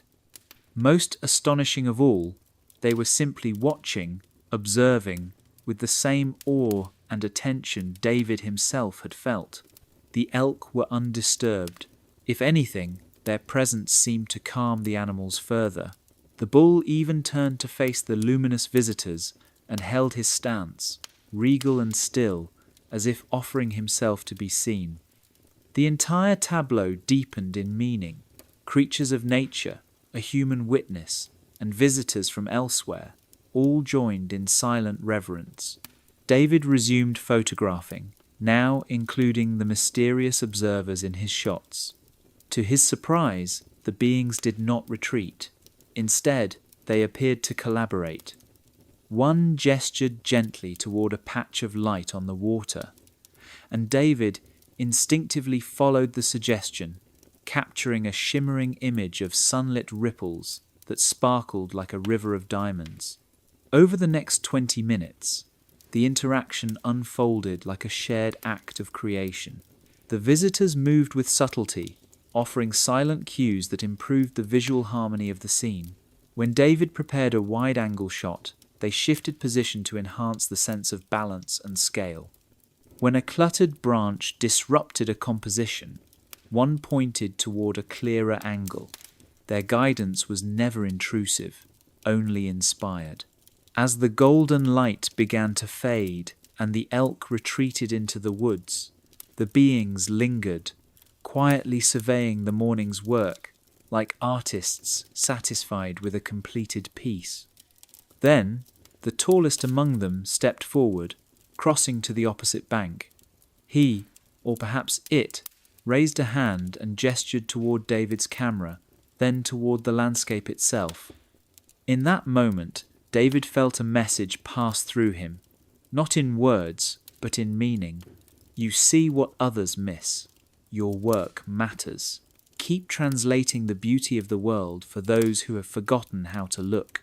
And then, just as gently as they had arrived, the beings began to fade. Their outlines grew translucent, then disappeared entirely into the filtered light of the waking forest. David kept photographing, capturing their departure with the same quiet reverence as their presence. When he developed the film from that morning, every image was flawless, perfectly exposed, masterfully composed. The beings were there, clearly and unmistakably, their grace and serenity captured forever in silver and light. Viewers of the photographs reported feelings of peace, of connection, of something greater than themselves. David named the series Witnesses to Wonder. It became his first major exhibition, travelling from gallery to gallery across the country. Critics and visitors alike were moved by the images, not just for their beauty, but for the sense of sacredness they seemed to hold. He never publicly explained what had happened that morning. He let the photographs speak for themselves, inviting others to find their own meaning. But privately, David knew he had been part of something rare, a moment where nature, humanity, and the unknown had converged in shared awe. And from that day forward, his photography was never the same. Chapter 13. Beachwalker's Dawn Encounter. The Pacific Ocean stretched endlessly toward the horizon, its surface brushed with hues of rose and gold by the early morning sun as it slowly climbed above the coastal mountains of central California. Dr. Elena Vasquez had been walking this stretch of beach at dawn for nearly 3 years, ever since she had left behind the congested sprawl of Los Angeles in favor of the gentler rhythms of Morro Bay, where she had opened a modest family medical practice. At 38 years of age, Elena had discovered that these early morning walks offered a perfect bridge between the demands of her profession and the tranquility necessary for her own well-being. The beach at that hour felt like sacred ground, shared only by a few familiar figures, devoted surfers testing the swells, patient fishermen casting lines from the rocks, and flocks of shorebirds patrolling the tide line with mechanical precision. It was on a crisp October morning in the year 1981 when something unusual stirred the familiar peace. As was her custom, Elena had left her cottage at precisely 5:30 in the morning, her timing aligning with the very first glimmer of light.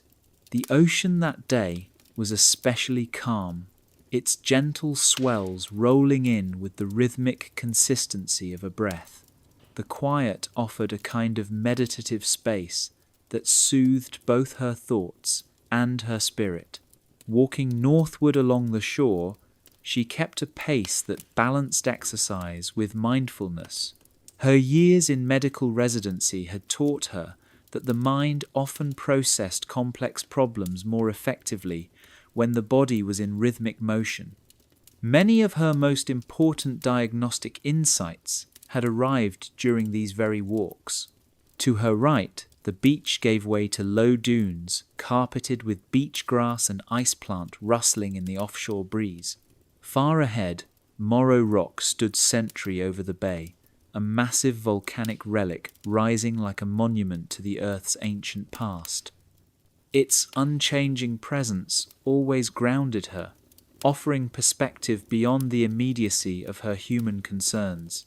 Roughly 2 miles into her walk, something odd caught her eye in the water, a disturbance about 1/4 of a mile offshore. At first, She assumed it was a pod of dolphins or perhaps grey whales beginning their annual migration. But as she studied the movement more closely, she noticed a strange pattern. The disturbance was too coordinated, too deliberate, as though it were being controlled.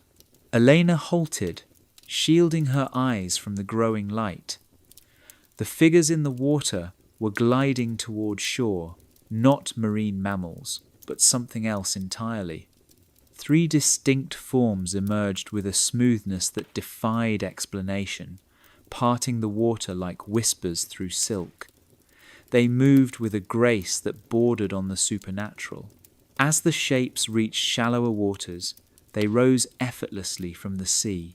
The sun caught droplets of water on their bodies, turning them into glints of light. They were tall, close to 8 feet in height, with elongated limbs and proportions that seemed perfectly adapted to both aquatic and terrestrial movement. Despite their unfamiliar appearance, Elena felt no fear. Instead, curiosity surged within her, sharpened by her instinctive clinical detachment. The being's skin shimmered with an iridescent quality, shifting from blue-green to silver as they stepped onto the beach. Their gait was smooth and deliberate, barely disturbing the wet sand beneath their feet. One of them turned its head toward Elena, alerting the others. Rather than retreating, they faced her with what she interpreted as cautious interest. Elena raised a hand in greeting. To her surprise, the beings mirrored her gesture, raising their own limbs in reply. The moment felt oddly ceremonial, as if she were taking part in a cross-species diplomatic exchange.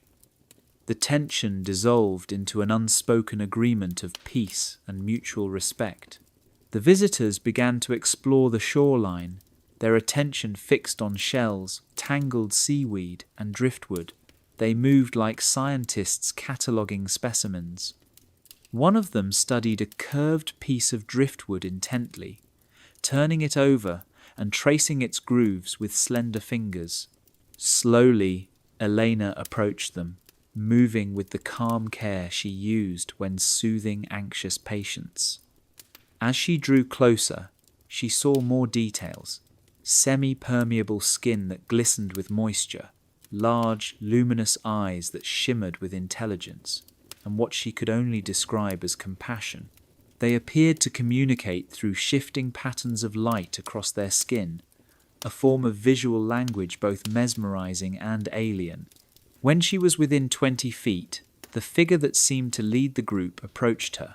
Its movements were fluid, almost like a ballet performed underwater.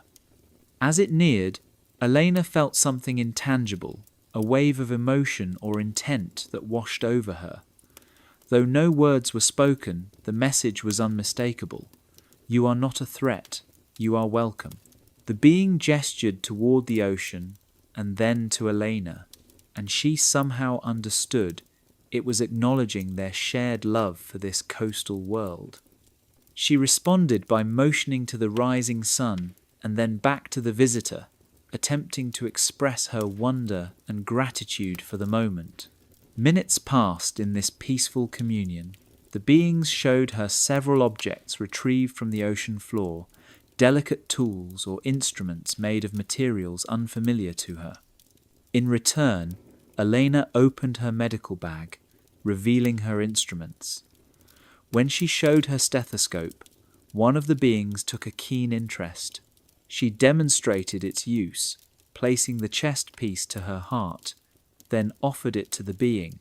The visitor accepted it gently, lifting it to its own form. Whether or not it heard anything in the same way humans did, Elena could tell it understood the gesture. In that moment, they were colleagues, healers from different worlds, united by the desire to understand life in all its complexity. As the sun rose higher and the sounds of early surfers echoed in the distance, the visitors began to retreat. They offered Elena a final gesture, palms raised in farewell. She returned it, a quiet smile on her lips. Without a sound, they turned and glided back into the ocean, vanishing beneath the surface as easily as they had appeared. Elena stood motionless, watching the last ripple disappear. The steady rhythm of the waves resumed, but the world had changed. She walked on, her thoughts swirling with possibility.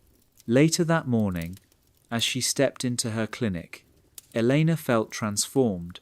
Each patient she saw reminded her that healing was not just a human concern.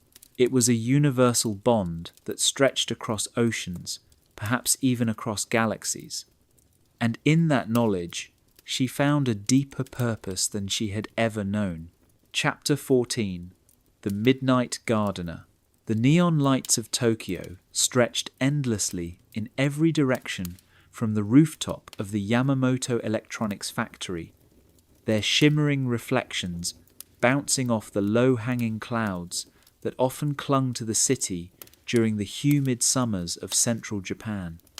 Hiroshi Tanaka had worked the night shift at the factory for 7 years, and in the year 1966, at the age of 29, he was finally granted permission to create a small garden atop the rarely used roof of the building. The garden itself was humble, occupying a space roughly 20 feet wide by 30 feet long. Hiroshi had built it gradually, hauling soil and wooden planters up 5 flights of stairs during his breaks. For a man who had grown up among the rice paddies and vegetable plots of his grandmother's countryside home, this modest rooftop patch was more than a project. It was a lifeline to a world he feared was slipping away in Tokyo's industrial surge. By day, or rather by night, Hiroshi worked as a quality inspector on the transistor radio assembly line. The job demanded long hours of unwavering focus from midnight until 8 in the morning. Though the pay was stable, it left little room for his deep-rooted passion, gardening. His rooftop oasis became a quiet sanctuary, a place where he could tend tomatoes, peppers, and flowering plants that recalled the careful cultivation of his youth. The factory towered 12 stories over the bustling Shibuya district. Up on the roof, city noise faded into a distant hum. On clear nights, Hiroshi could see the Imperial Palace Gardens in the distance, a patch of preserved antiquity in the heart of the urban sprawl. And on the rarest evenings, the ghostly silhouette of Mount Fuji would rise against a backdrop of stars, reminding him that nature still endured even in the margins. 3 weeks after he began tending the garden, Hiroshi noticed something strange. One morning, after finishing his shift and climbing up for his usual watering routine, he found the soil already moist, the weeds removed, and the plants noticeably healthier. Their leaves looked greener, and the stems stood stronger, as if someone had cared for them in his absence. Yet, he had told no one about the garden, and access to the rooftop was strictly controlled. There were no footprints, no tools left behind, no signs of human interference. Mystified, Hiroshi returned night after night, checking during his meal breaks. Eventually, on a warm evening in late June, he brought a thermos of tea and positioned himself behind a ventilation unit, hoping to solve the mystery. Roughly 20 minutes into his vigil, Hiroshi saw movement. 3 small figures emerged among the plants, moving with a grace and precision that immediately caught his attention. They appeared to be no more than 3 feet tall, humanoid in shape, and astonishingly quick in their movements. They worked in perfect harmony, tending to the garden with a quiet reverence.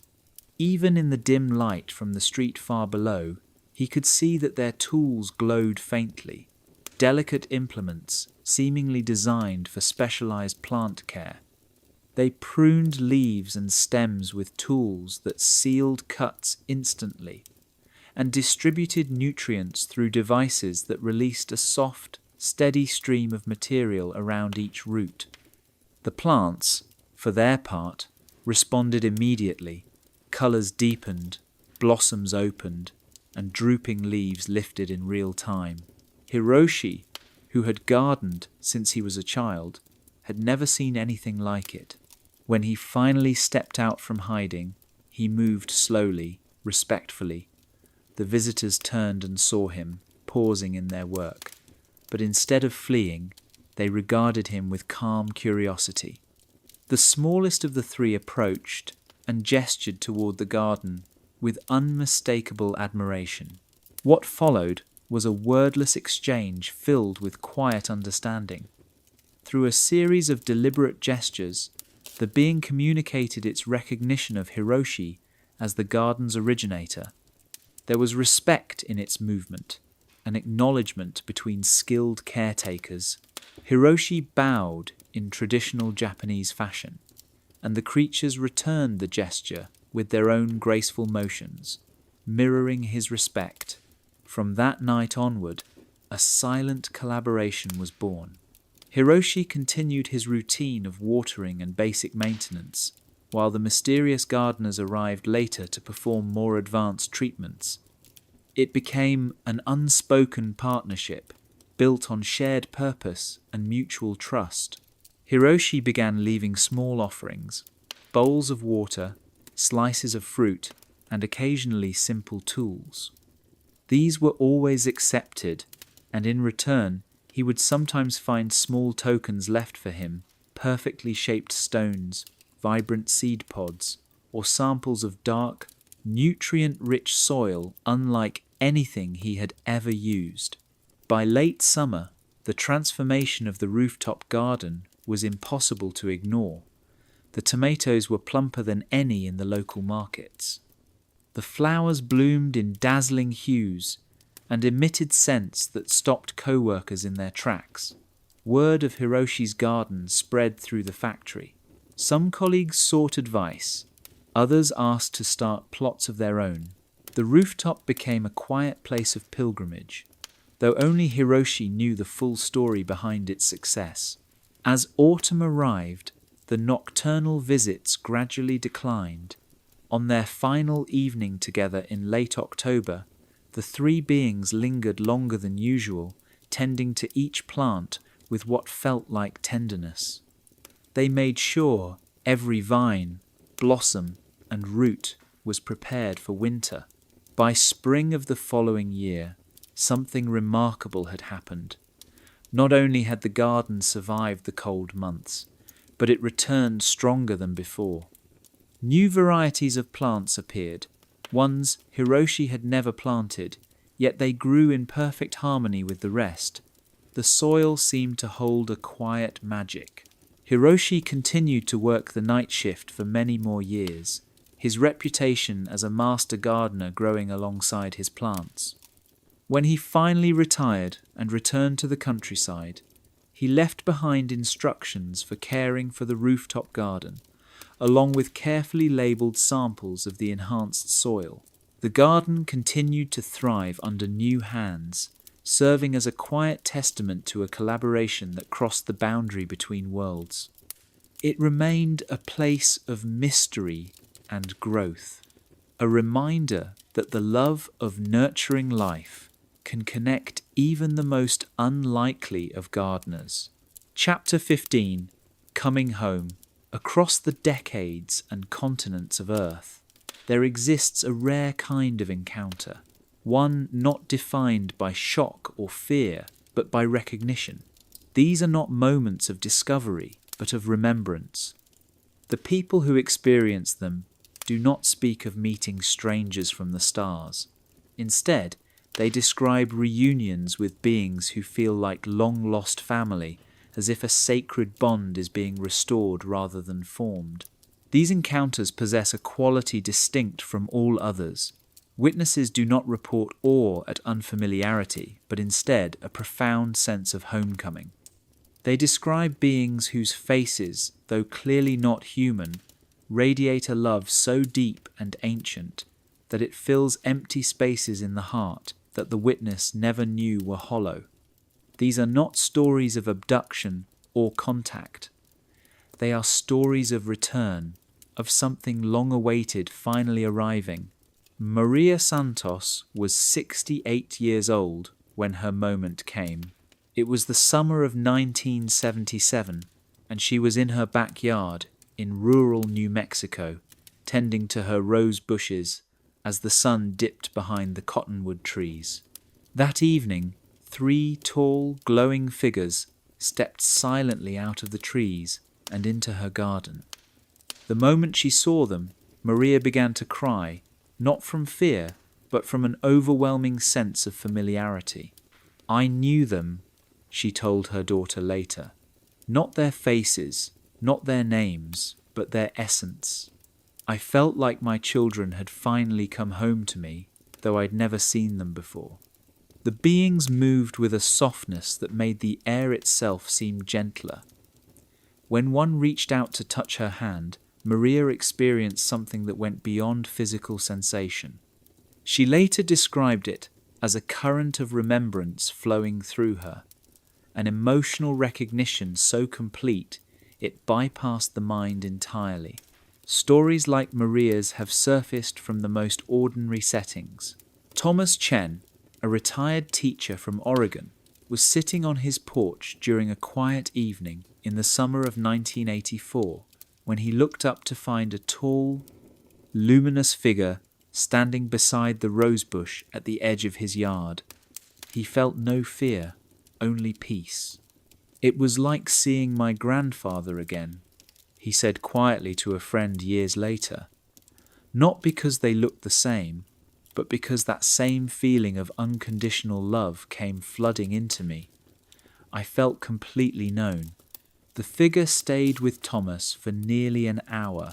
Though they exchanged no words, Thomas felt as if he had received something profound. Later, he described it as a validation of his life, a knowing that his years spent teaching, mentoring, and caring had mattered beyond what he could ever have imagined.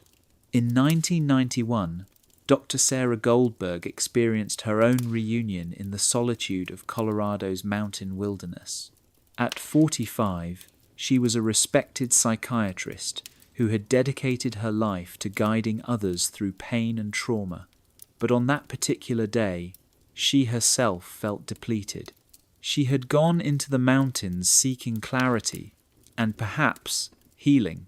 Resting by a mountain stream, she became aware of 2 figures sitting a few feet away. There was no startle, no fear. Their presence felt as natural as the flowing water. They didn't speak, she explained later, but I understood them.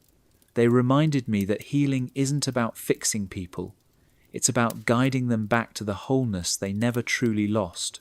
That love is the real medicine. The beings communicated not through language but through emotion. The exchange was a deep sharing, a resonance that affirmed everything Sarah had dedicated her life to. She returned from that hike transformed. In 1988, 32-year-old Rebecca Martinez camped alone in the desert near Sedona, Arizona. She had come to the Red Rocks feeling disconnected and lost, searching for something she could not name. That night, 3 figures emerged from the shadows and sat with her beneath the stars. They felt like my parents, she recalled, but not the ones who raised me. They were something older, guardians of who I really was. They didn't give me answers. They reminded me that I already had them. Many who experience these reunions report a powerful emotional shift that lasts a lifetime. Unlike other close encounters, often marked by confusion or fear, these leave behind peace, a deep peace. A knowing that we are not alone, that we have never been alone. Dr. James Anderson, a philosophy professor in Vermont, encountered the beings in 1995 while walking alone in the woods near his home. At 61, he had spent decades contemplating life's greatest questions. When 3 radiant beings appeared on the path ahead of him, he felt no surprise, only completion. They didn't say anything. They didn't have to, he said later. In their presence, all my questions fell away, not because they were answered, but because they no longer mattered. These encounters often occur during times of transition, moments of grief, exhaustion, or transformation. In 1993, Mary O'Connor, a widow grieving the recent loss of her husband, sat in the garden he had once tended. There, three beings appeared. Their compassion was so overwhelming, it transformed her sorrow into gratitude. She understood then that her husband was not gone, but present in a new way, in a space where love endures beyond form. These visitors are not researchers or invaders. They are not aliens in the way science fiction imagines them. They are family, returning from realms beyond ordinary perception.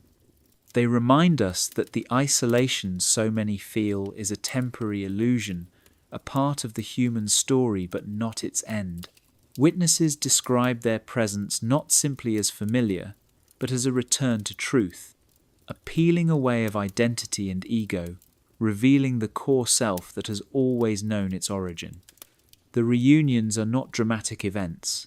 They are quiet, gentle, and profoundly transformative. In each of these meetings, a common message flows. Love is the fundamental force of the universe. It is not an emotion, but a frequency, a current, the very material of consciousness. And we, all of us, are made of it. Perhaps, in the end, these encounters remind us that our deepest longing is not for the unknown, but for remembrance, for the home we have never truly left. Thank you for joining us on this gentle journey through encounters that remind us the universe may be far more welcoming than we ever imagined.